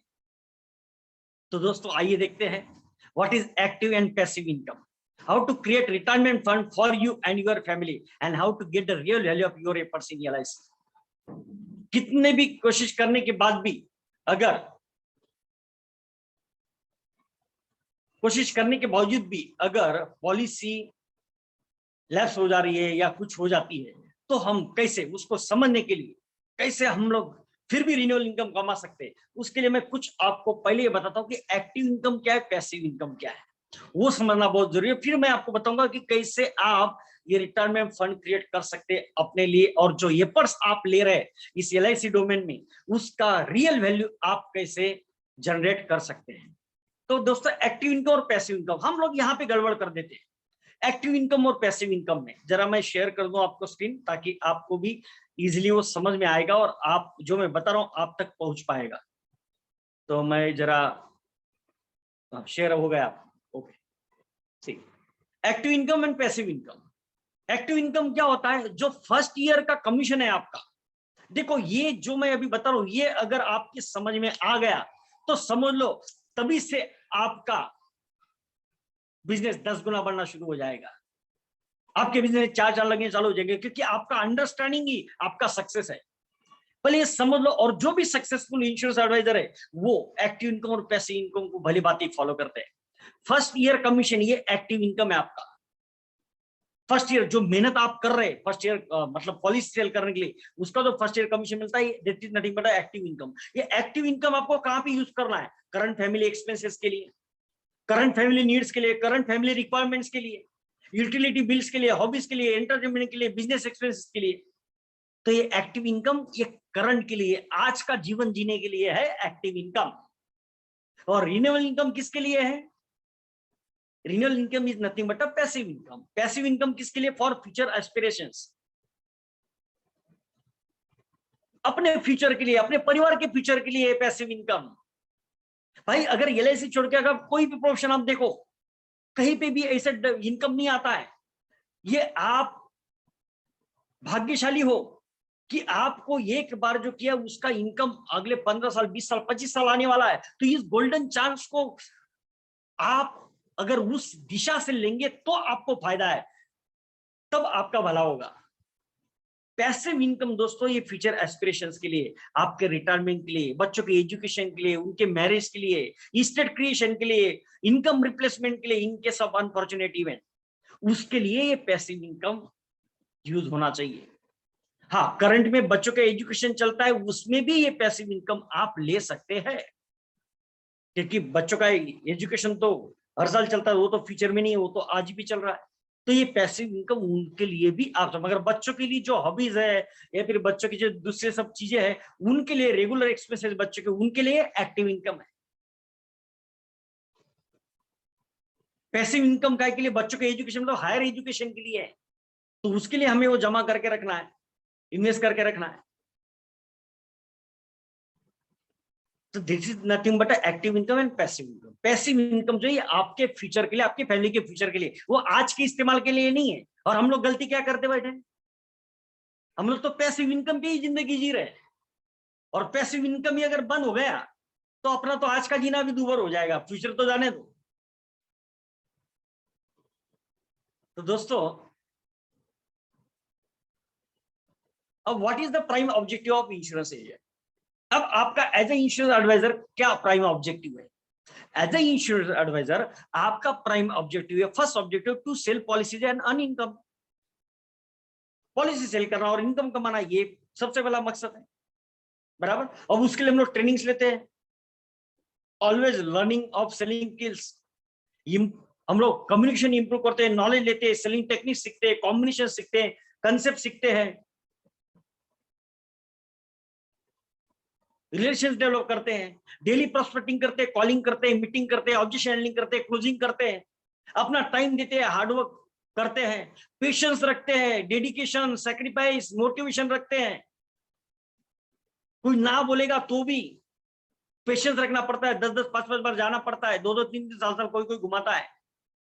मोटिवेशन रखना पड़ता है, रोज की ना सुन सुन के, कस्टमर के ऑब्जेक्शन सुन सुन के दिमाग का दही हो जाता है, फिर भी मोटिवेटेड रहना पड़ता है, कहीं कहीं अपमान भी सहन करना पड़ता है, डेडिकेटेड होकर काम करना पड़ता है। इतने सब हम मेहनत ले रहे हैं। अब रिजल्ट ऑफ द सेलिंग एपर्स देखो क्या, इतने सब जो मेजर एपर्स जो ले रहे हैं, वो सेलिंग एपर्स का रिजल्ट देखो कैसे होता है। हम इतना सब कोशिशें करने के बावजूद भी जब 100 प्रोस्पेक्ट को जब अगर हम कॉल करते हैं तो उसमें से 25 लोग हमें अपॉइंटमेंट देते हैं, और 25 में से मुश्किल से 5 लोग क्लोज होते हैं। इतना दौड़ धूप करने के बाद 400 लोगों को पूरे साल भर में अगर हम 400 प्रोस्पेक्ट को अप्रोच हुए, उसमें से 100 लोगों की मीटिंगें होती है, तो 20 लोग अपने कन्वर्ट होते हैं। फॉर एग्जाम्पल, ये 5 पॉलिसीज सोल्ड एवरी मंथ, अगर मैं एक एग्जांपल पकड़ू, 5 पॉलिसी मतलब 100 प्रोस्पेक्ट को 25 मीटिंग हम महीने में करते हैं, 5 पॉलिसी सेल होती है, तो साल में अपनी कितनी 60 पॉलिसी सेल होगी। एक एग्जांपल लेके चल रहा हूं, अगर 25,000 का प्रीमियम हम एवरेज पकड़ते तो टोटल प्रीमियम कितना कलेक्ट होता है अपना? 15 लाख का प्रीमियम कलेक्ट होता है। इतनी सब, ये सब दौड़ धूप करने के बाद में, इतना सब नॉलेज लेने के बाद, बराबर, तो इतनी मेहनत करनी पड़ती है। ऐसे ही प्रीमियम नहीं आता है, ऐसे ही पॉलिसी नहीं क्लोज हो रही है। अब ये पॉलिसी जब सोल्व होती है आपकी, अगर सपोज फॉर एग्जांपल अगर मैं लेती हूँ 1 लाख का प्रीमियम, सपोज मैं ये सोचता हूँ, एक एग्जांपल आपको समझा रहा हूँ, एक कोई इंडोमेंट पॉलिसी लेते हैं 21 साल की, 1 लाख का प्रीमियम है आपने लिया, तो देखो उसमें आपका फर्स्ट ईयर कमीशन कितना आता है, फर्स्ट ईयर इनकम कितना होता है? 35%। 1 लाख का 35% फर्स्ट ईयर में मिल गया, commission plus bonus 35,000। Second and third year पे का होता है 7.5%। 7.5% मतलब 7,500, 7,500, 15,000 सेकेंड एंड थर्ड ईयर में आ गए। और नेक्स्ट 17 ईयर्स में 5% रिन्यूअल इनकम, वो कितना आ गया? 85,000। तो रिन्यूअल इनकम कितना है? ये देखो, सेकंड ईयर से लेके अगले तक, अगले 20 साल का इनकम कितना है? 15,000 सेकंड और थर्ड ईयर का, नेक्स्ट 17 ईयर्स का 85,000, टोटल 1 लाख का इनकम है। इसका मतलब समझ रहे आप, जितना प्रीमियम का चेक आज आप उठा रहे हैं, वो पूरा का पूरा इनकम किसका? आपका। आपका एक ग्लोबल अगर हम बात करें, तो जितना प्रीमियम हम उठाते हैं उतना पूरा का पूरा प्रीमियम जो है वो रिन्यूअल इनकम है अपना। और टोटल इनकम हम देखेंगे, टोटल इनकम ये 35,000 फर्स्ट ईयर का, और रिन्यूअल इनकम तो मिला के, रिन्यूअल इनकम 1 लाख मिला के 1,35,000, मतलब जितना प्रीमियम हम लेते हैं उसका 135% टोटल कमीशन हमें मिलता है, अगर मैं इंडोमेंट पॉलिसी अगर पकड़ू तो। अब उसमें एक्टिव इनकम कितना अपना 35% है, और पैसिव इनकम कितना है? 100% ऑफ प्रीमियम है। कौन सा बड़ा है? एक्टिव इनकम ज्यादा है कि पैसिव इनकम ज्यादा है? पैसिव इनकम ज्यादा है। Incoming income in the next 20 years is 100% of premium. अगले 20 साल में 100% ऑफ प्रीमियम, मतलब पूरा का पूरा प्रीमियम उतना इनकम अपना आने वाला है, वो एक्टिव इनकम से ज्यादा है। मगर फैक्ट देखो क्या होती है। अब अगर ऐसे हम पकड़ के चलते, और जैसे मैंने आपको एग्जांपल बताया था कि हम साल में 60 पॉलिसी करेंगे, 25,000 का एवरेज प्रीमियम पकड़े तो 15 लाख का प्रीमियम होगा अपना। तो 15 लाख का अगर टोटल कन्वेंशनल प्रीमियम हम करते हैं एक साल में, तो एक्टिव इनकम देखो अपना कितना होता है एक साल में? 35%, 5,25,000 अपना एक्टिव इनकम होगा। और पैसिव इनकम कितना होगा? 15 लाख। 15 लाख लगभग passive income equal to 3 times of active income. मतलब जो आप फर्स्ट ईयर में कमाने उसका 3 गुना पैसिव इनकम आपको आने वाला है आगे आने वाले सालों में, आज की मेहनत का,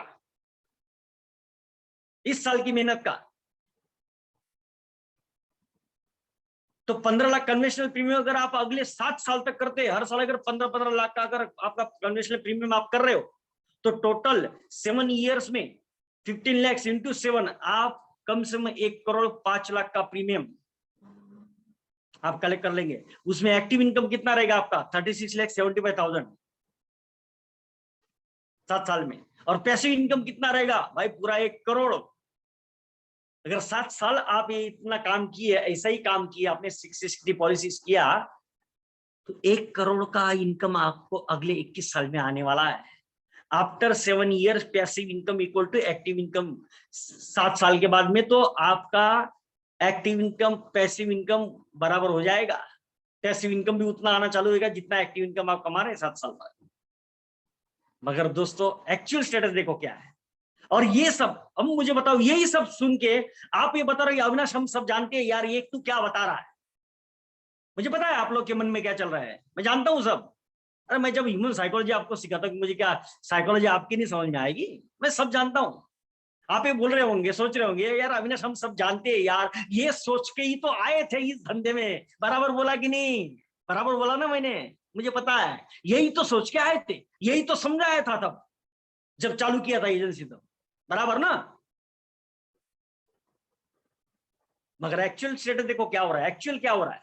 एक्चुअल इतना टाइम देके, मनी देके, डेडिकेशन देके, एफर्ट्स देके, मैनेजमेंट स्किल सब इस्तेमाल करके जो हमने काम किया, first year commission active income और second year passive income start होता है अपना। मगर अगर कस्टमर प्रीमियम स्टॉप कर देता है, कस्टमर अगर प्रीमियम स्टॉप कर देता है और नॉट कंटिन्यू द पॉलिसी और lapse the policy, all efforts are waste, loss of passive income.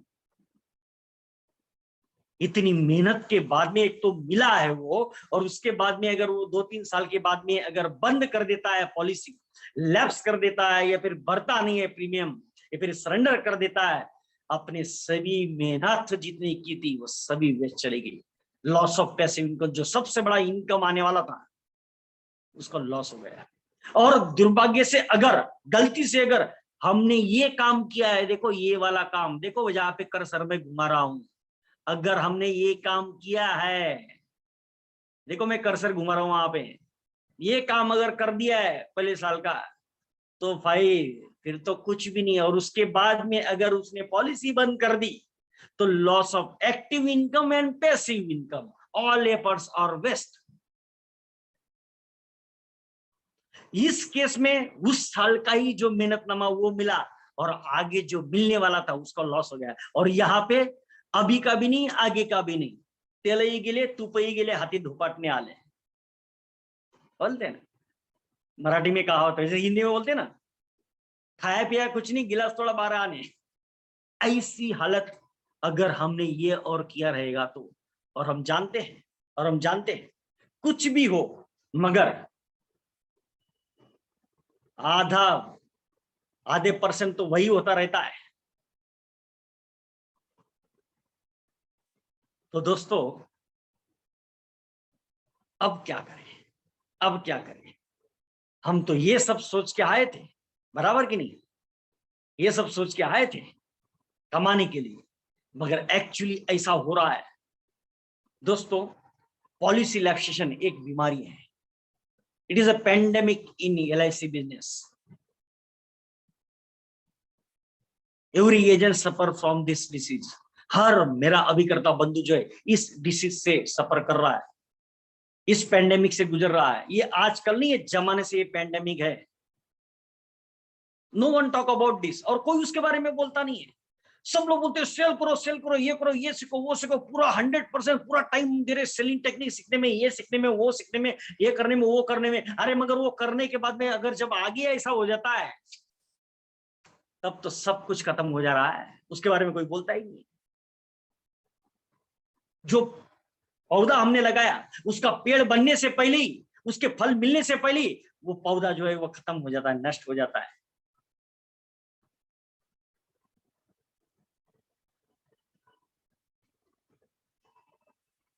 दोस्तों अब उसके लिए एक सॉल्यूशन तो मैंने आपको बताया कि हमें कस्टमर से क्लाइंट बनाना है। जैसे मैंने आपको जो फैमिली इन्वेस्टमेंट चार्ट और डिजिटल हैंडबुक बताया, उसमें कस्टमर से क्लाइंट बना। कस्टमर कौन होता है? जिसको अपने पॉलिसी, मगर क्लाइंट वो होता है जो हमें रेगुलर बिजनेस देता है, या फिर रेगुलर रेफरेंसेस देता है, या फिर हमारे साथ में हमेशा डील करता रहता है, या फिर हमारे बारे में अच्छे ओपिनियंस देता रहता है। That is nothing but a client.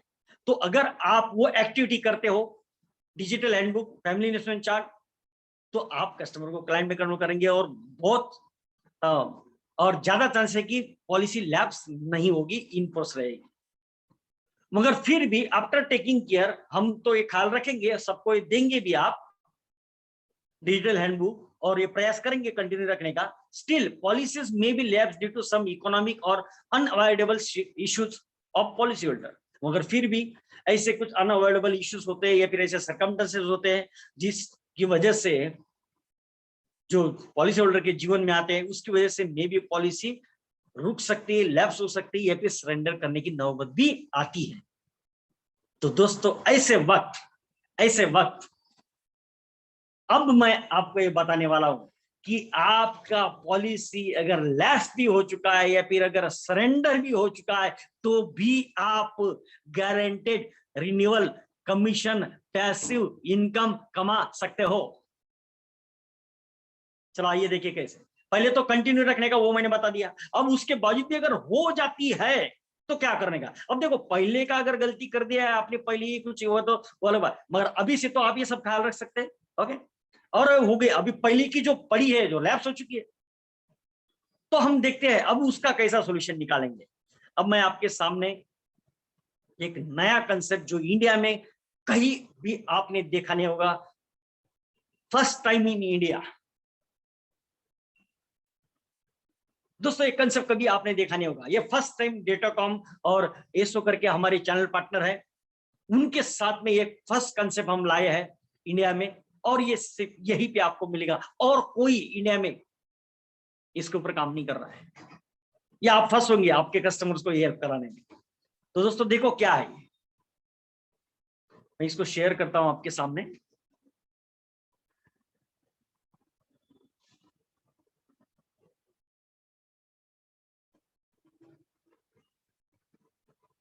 See, now convert policy surrender or lapsation into an income opportunity.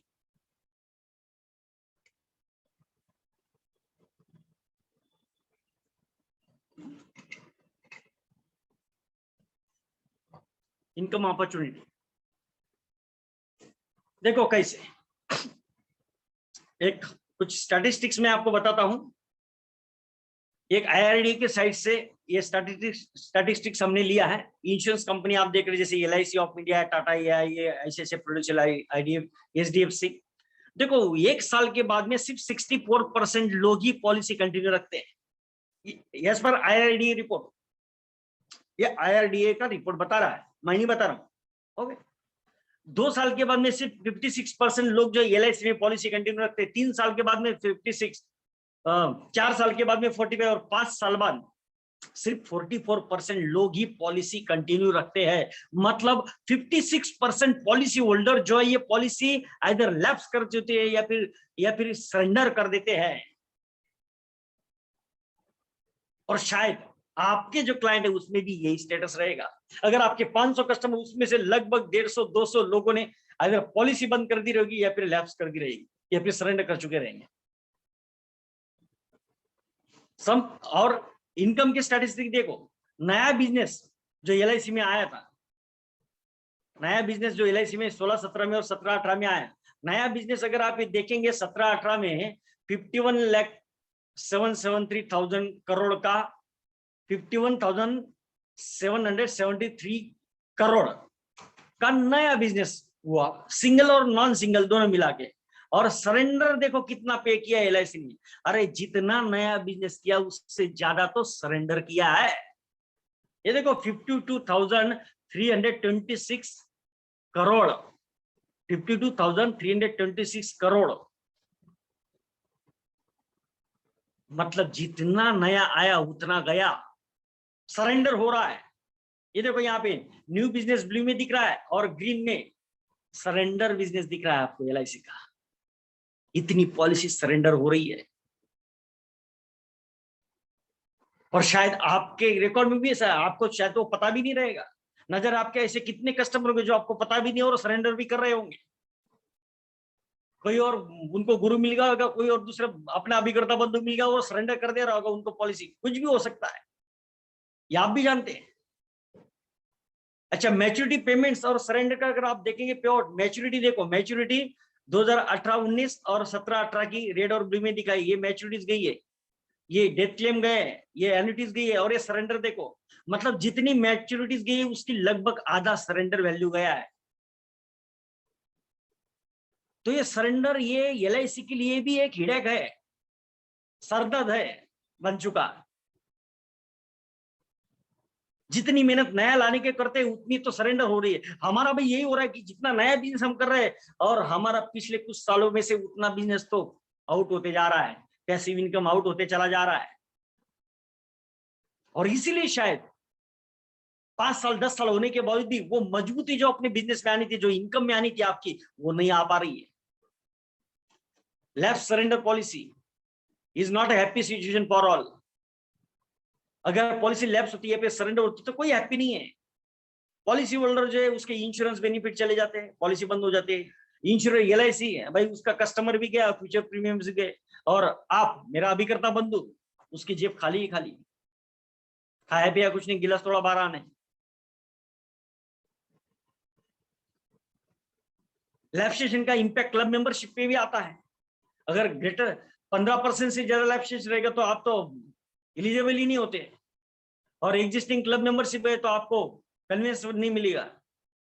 Second year consecutive अगर आप 15% से ज्यादा लैप्सेशन हो जाता है आपका, तो आपको वापस से रिस्टार्ट करना पड़ेगा अगर नहीं है क्लब मेंबरशिप। और अगर एग्जिस्टिंग क्लब मेंबरशिप है तो आप मीटिंग्स वगैरह अटेंड नहीं कर सकते, ऑफिस अलाउंस वगैरह आपको नहीं मिलेगा। और तीसरे साल तक अगर कंटिन्यूअसली आप 15% से ज्यादा आपका लैप्सेशन होता है तो क्लब मेंबरशिप तो भूल जाए, जो रहेगी ना वो भी चली जाएगी। तो जो एडिशनल बेनिफिट मिलने वाले थे वो भी चले गए हमारे। दोस्तों Datacom introduce a revolutionary concept first time in India with our channel partner with SO is a endowment policy management company। हम ये पॉलिसी असाइनमेंट का एक कंसेप्ट आपके सामने लाए हैं। दोस्तों असाइनमेंट जैसे कि हम लोग बैंक के पास में पॉलिसी असाइन करते हैं,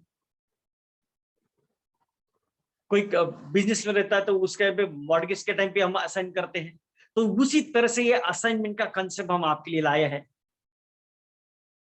और ये असाइनमेंट के तहत क्या बेनिफिट मिलेगा वो आप अब हम वही देखते हैं। Assignment is a solution to a surrender. अब देखो आप अगर पॉलिसी सरेंडर करते हैं तो क्या होगा, पॉलिसी सरेंडर अगर आप करते हैं एलआईसी के पास तो पॉलिसी होल्डर सरेंडर वैल्यू मिल जाएगा, और फ्यूचर इंश्योरेंस बेनिफिट्स को मैं उसका पॉलिसी उसी टाइम पे बंद हो गया कुछ नहीं, और अभिकर्ता को भी कोई भी इनकम नहीं मिलेगा, आपको भी कोई इनकम नहीं मिलेगा क्योंकि पॉलिसी बंद हो गया। और अगर आप पॉलिसी असाइन करते हो तो देखो क्या बेनिफिट होगा। पॉलिसी आप सरेंडर करने के बजाय अगर असाइन करते हो तो सबसे पहला आपका कर्तव्य, आप एज एडवाइजर है, आपको सबसे पहले किसका भला देखना है, अपने कस्टमर का भला देखना है, अपने क्लाइंट का भला है, क्योंकि अपने कस्टमर के भलाई में ही अपना भला है। तो देखो असाइन करने से हमने इसमें क्या बेनिफिट दिया है, policy holder gets the amount equal to surrender value of the policy as a consideration towards assignment. जो सरेंडर वैल्यू एलआईसी से मिलने वाली थी उतनी ही सरेंडर वैल्यू जो है हम as it is policy holder को देंगे। ये काम होगा, उतना ही मिलने वाला था उतना दे दिया। अब बेनिफिट देखो, क्योंकि एडवाइजर का सबसे पहला काम ये होता है कि अपने कस्टमर का भला देखना। अब क्या भला दे रहे हैं हम लोग दोस्तों, ये पॉलिसी बंद होने के मतलब एक्चुअली अगर देखा जाए, पॉलिसी अगर सरेंडर करेगा क्लाइंट तो पॉलिसी बंद हो जाता है, एलआईसी के पास सरेंडर करेगा तो। मगर असाइन अगर करता है तो सरेंडर वैल्यू तो मिलेगी मिलेगी, मगर उसी के साथ में विदाउट पेइंग एनीथिंग, कस्टमर को कुछ भी पे करना नहीं है, पॉलिसी होल्डर को कुछ भी नहीं पे करना है, उसके बावजूद भी उसका इंश्योरेंस मतलब उसका रिस्क कवर कंटिन्यू रहेगा, रिस्क कवर बेनिफिट उसके कंटिन्यू रहेंगे। ये फैसिलिटी आप अपने कस्टमर को दे सकते हो। एक सही एडवाइजर जिस विश्वास से आपके पास में उसने पॉलिसी निकाली थी, ताकि वो अपनी लाइफ को रिस्क में रखना नहीं चाहता था, अपनी फैमिली को सिक्योर रखना चाहता था, पॉलिसी सरेंडर होने के बाद भी मतलब असाइन होने के कंडीशन होने के बावजूद भी आप उसको रिस्क कवरेज का बेनिफिट दे रहे हैं दोस्तों। ये एक कस्टमर के लिए भलाई का काम आपका होगा। दूसरा आपका इसमें क्या बेनिफिट है भाई, ये पॉलिसी जो है असाइन होने के बाद में जो ट्रस्ट के पास चली जाएगी, जो ऐसा करके जो फर्म उसके वो जो एक ट्रस्ट है एंडोमेंट पॉलिसी ट्रस्ट, उसके बाद चली जाएगी। वो ट्रस्ट जो है इसके आगे के पूरे प्रीमियम्स भरेगी, तो आपको कुछ सर्विसिंग देना नहीं, कुछ नहीं करना है, आपका गारंटी रिन्यूअल कमीशन आपको अगले जब तक टर्म है तब तक आपको मिलता रहेगा, up to the entire PPT premium paying term तक। अब असाइनमेंट इज अ सॉल्यूशन, मतलब सरेंडर करने का कोई फायदा नहीं है, सरेंडर के बजाय असाइन करो, सरेंडर वैल्यू लो और रिस्क और लो यार फ्री में। सरेंडर करेंगे तो कस्टमर का भी फायदा नहीं, आपका भी नहीं फायदा। असाइन करोगे तो कस्टमर का भी फायदा, सरेंडर वैल्यू तो मिली मिली मगर रिस्क और चला, और आपको फ्यूचर रिन्यूअल कमीशन आपको गारंटेड मिलते जाएंगे। और यहाँ पे लैप्सेशन, अगर कोई पॉलिसी लैप्स हुई आपकी तो आपके पास में क्या क्या ऑप्शन है, एक तो उसको रेड्यूस पेड अप पे छोड़ दो आप, अगर पॉलिसी लैप्स हुई तो रेड्यूस पेड अप कर दो।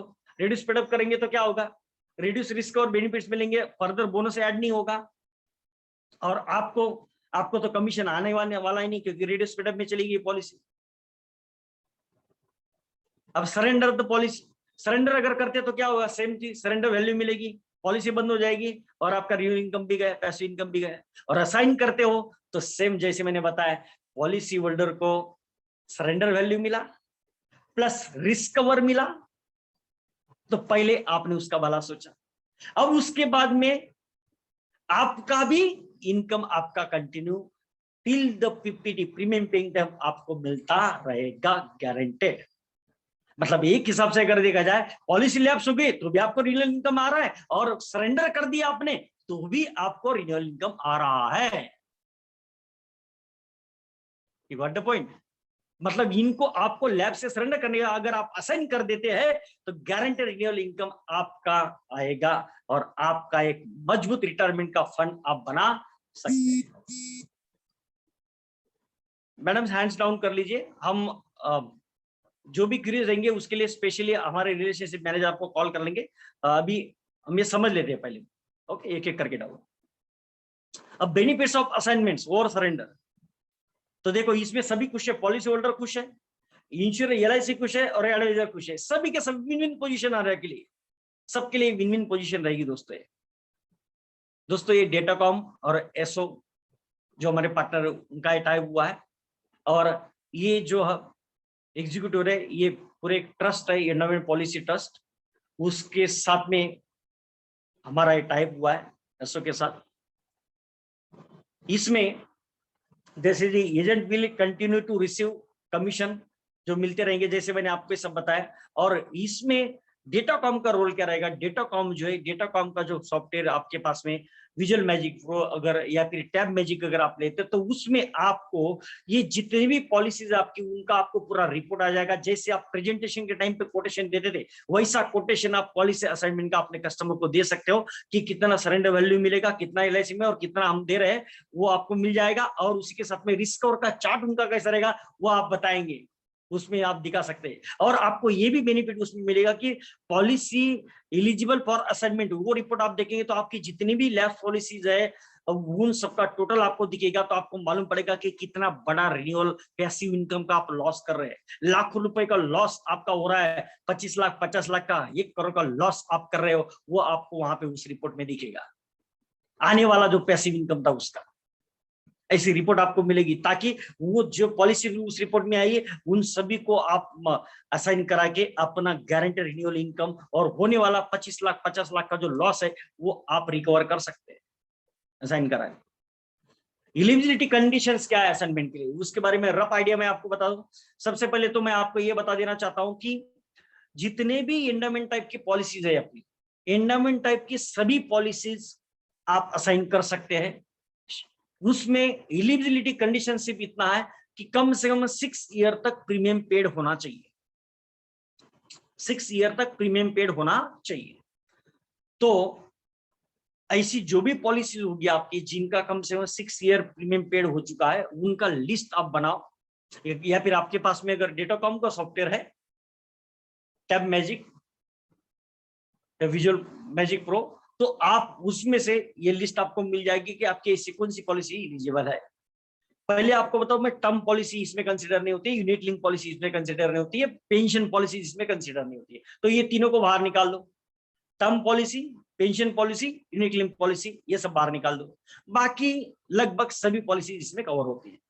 तो एंडोमेंट पॉलिसी कम से कम 6 ईयर प्रीमियम पेड होना चाहिए। उसके बाद में अगर वो लेस में पड़ी है या जो भी है, कोई दिक्कत नहीं, वो आप असाइन कर सकते हैं। अच्छा, नेक्स्ट, अगर कोई मनी बैक पॉलिसी है तो कम से कम उसके 7 ईयर्स प्रीमियम पेड होने चाहिए। 165 जीवन सरल भी हम आसान करते हैं, कम से कम उसके कंडीशन 6 to 9 ईयर्स उसके प्रीमियम पेड होने चाहिए। तो उसके कुछ कंडीशंस है, आप भेज दो, हम चेक करके बता देंगे कि उसको, या फिर आपके पास सॉफ्टवेयर तो आपको उसी में बता देगा कि ये पॉलिसी आप असाइन कर सकेंगे कि नहीं कर सकेंगे, मतलब वो जो भी उसकी कंडीशन रहेंगे। Policy should be extra premium loading, मतलब एक्स्ट्रा प्रीमियम नहीं होना चाहिए उसमें, ये थोड़ा सा अगर है भी, और अगर करना चाहते तो भी हम करेंगे। सिर्फ वो जो एक्स्ट्रा प्रीमियम लोडिंग है वो जो है फिर कस्टमर को देना पड़ेगा, तो इसलिए may be extra premium loading की पॉलिसीज इसमें हम कंसिडर नहीं करते। तो दोस्तों बस नॉर्मल कंडीशन इतना ध्यान में, इतना ज्यादा आपको सोचने की जरूरत नहीं। सभी एंडाउमेंट टाइप के पॉलिसी प्लान्स आप सरेंडर कर सकते हैं, सॉरी असाइन कर सकते हैं। सिर्फ 6 इयर्स प्रीमियम पेड होना चाहिए, इतना आपको ख्याल रखना है। और मनी बैक पॉलिसी के लिए 7 इयर्स प्रीमियम पेड होना चाहिए। कोई टर्म पॉलिसी असाइन नहीं कर सकते, कोई पेंशन पॉलिसी नहीं, और कोई annuity sorry term policy, unit link policy और पेंशन पॉलिसी, ये तीनों आप असाइन नहीं कर सकते। बस इतना सिंपल है। तो आपके पास में अगर सॉफ्टवेयर है तो आपको उसी में सब रिपोर्ट मिल जाएगा, अगर नहीं है तो कोई दिक्कत नहीं, आप हमें डिटेल भेज दीजिए। आपके जितनी भी आपकी लैब्स पॉलिसी का रिपोर्ट आपके पास में रहेगा, आप लैब्स पॉलिसी का रिपोर्ट निकालिए, और वो पूरा रिपोर्ट जो जो पॉलिसीज आप असाइन कराना चाहते हैं उनके डिटेल्स आप हमारे पास में भेज दिए। हम आपको एक इंफॉर्मेशन देंगे, एक एसएलसी देंगे, क्या क्या इंफॉर्मेशन हमको चाहिए, बस उसके हिसाब से आप वो भेज दीजिए। हम आपको उसका कोटेशन भी दे देंगे, और किस तरह से उनका रिस्क और चलेगा वैसा कोटेशन भी प्रोवाइड करेंगे, ताकि आप अपने क्लाइंट से बात करके उनको असाइन करा के आगे का असाइनमेंट का प्रोसेस आप चालू कर सकते। अब आगे बढ़ते हैं। ओके, अच्छा इसमें और क्वेश्चन क्या आता है कि डीएबी और टर्म राइडर कंसिडर होता है क्या, विल दिस ये बेनिफिट्स मिलते हैं क्या? अगर क्लाइंट चाहता है कि उसको डबल एक्शन बेनिफिट भी चाहिए और टर्म राइडर भी कंटिन्यू रखना है, तो डीएबी टर्म राइडर का जो प्रीमियम जो रहता है अगले बचे हुए साल का, वो प्रीमियम जो है हम पहले ही फिर उनसे ले लेते हैं, तो वो कंटिन्यू रख सकते हैं। ओके अच्छा, जैसे आप असाइनमेंट के डॉक्यूमेंट्स मिल जाते हैं विद इन 2 आवर्स, मतलब 48 आवर्स में आपके कस्टमर के अकाउंट में पेमेंट आ जाता है।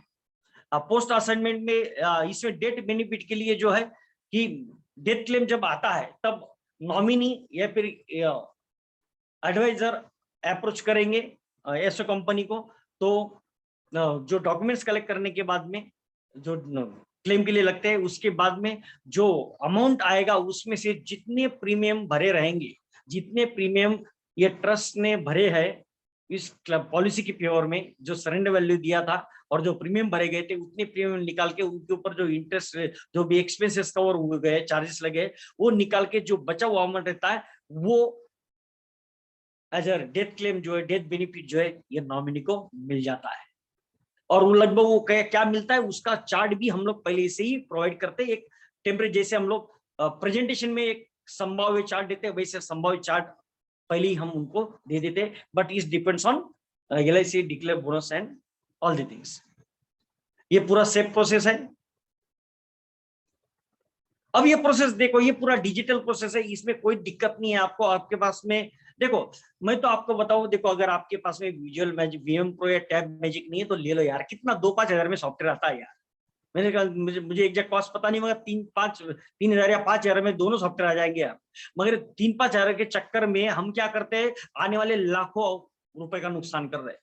अगर आपके पास में ये सॉफ्टवेयर रहेंगे तो आप इजीली यार अपने घर पे बैठे बैठे देख सकते हैं कौन सी पॉलिसी असाइन कर सकते हैं, नहीं कर सकते हैं। ये पॉलिसी अगर मैं असाइन करूंगा तो मेरा आगे आने वाला कितना प्रीमियम का कमीशन मुझे आ सकता है, कितना मुझे कमीशन का मेरा बेनिफिट हो सकता है, या फिर मेरी ऐसी कितनी पॉलिसी जो लैब्स में पड़ी है, अगर इनको मैं असाइन करा दूं तो मेरा इतना आने वाला कमीशन 10 लाख का, 12 लाख का, 15 लाख का वो मुझे आ सकता है।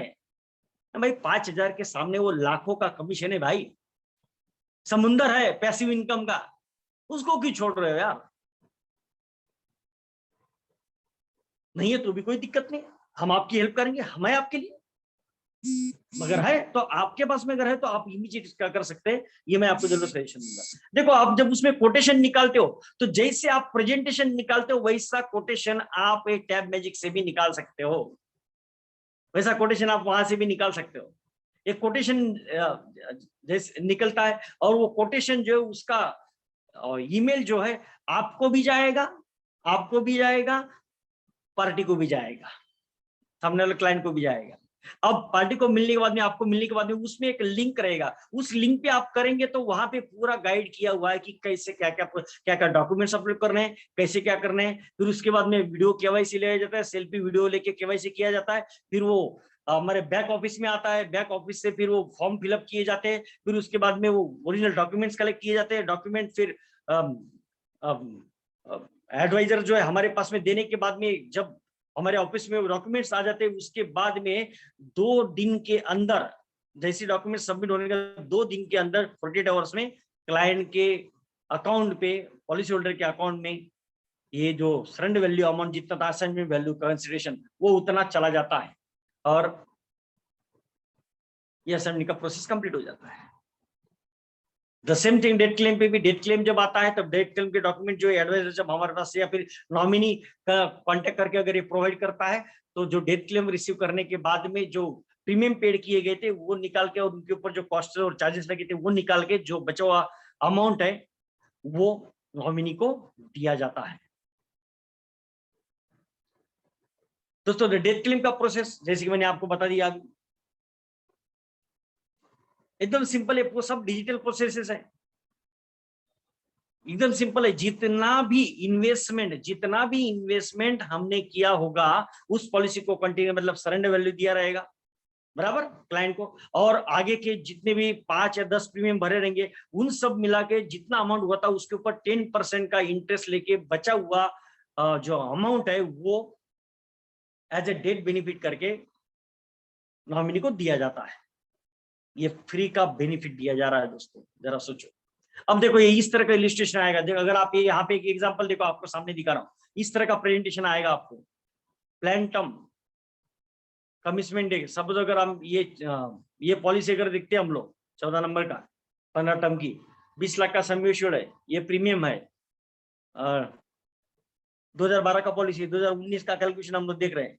तो देखो ये कितना सरेंडर वैल्यू, इसका 9,19,000 का सरेंडर वैल्यू मिल गया। ओके, ये सरेंडर वैल्यू मिल गया। और यहाँ पे देखो प्रीमियम पेड देखो, सॉरी ये आगे के जो पीरियड बचे उनका रिस्क और देखो आप 14 लाख का, 12 लाख का, 11 लाख का, 9 लाख का, 7 लाख का, 4 लाख का, ये रिस्क कवर पार्टी को without paying anything, without single premium paying, अगर वो सरेंडर कर देता तो ये रिस्क और आगे ना चलता, उसके बावजूद भी ये रिस्क और चल रहा है दोस्तों। तो ये बेनिफिट आप अपने कस्टमर को दे सकते हो।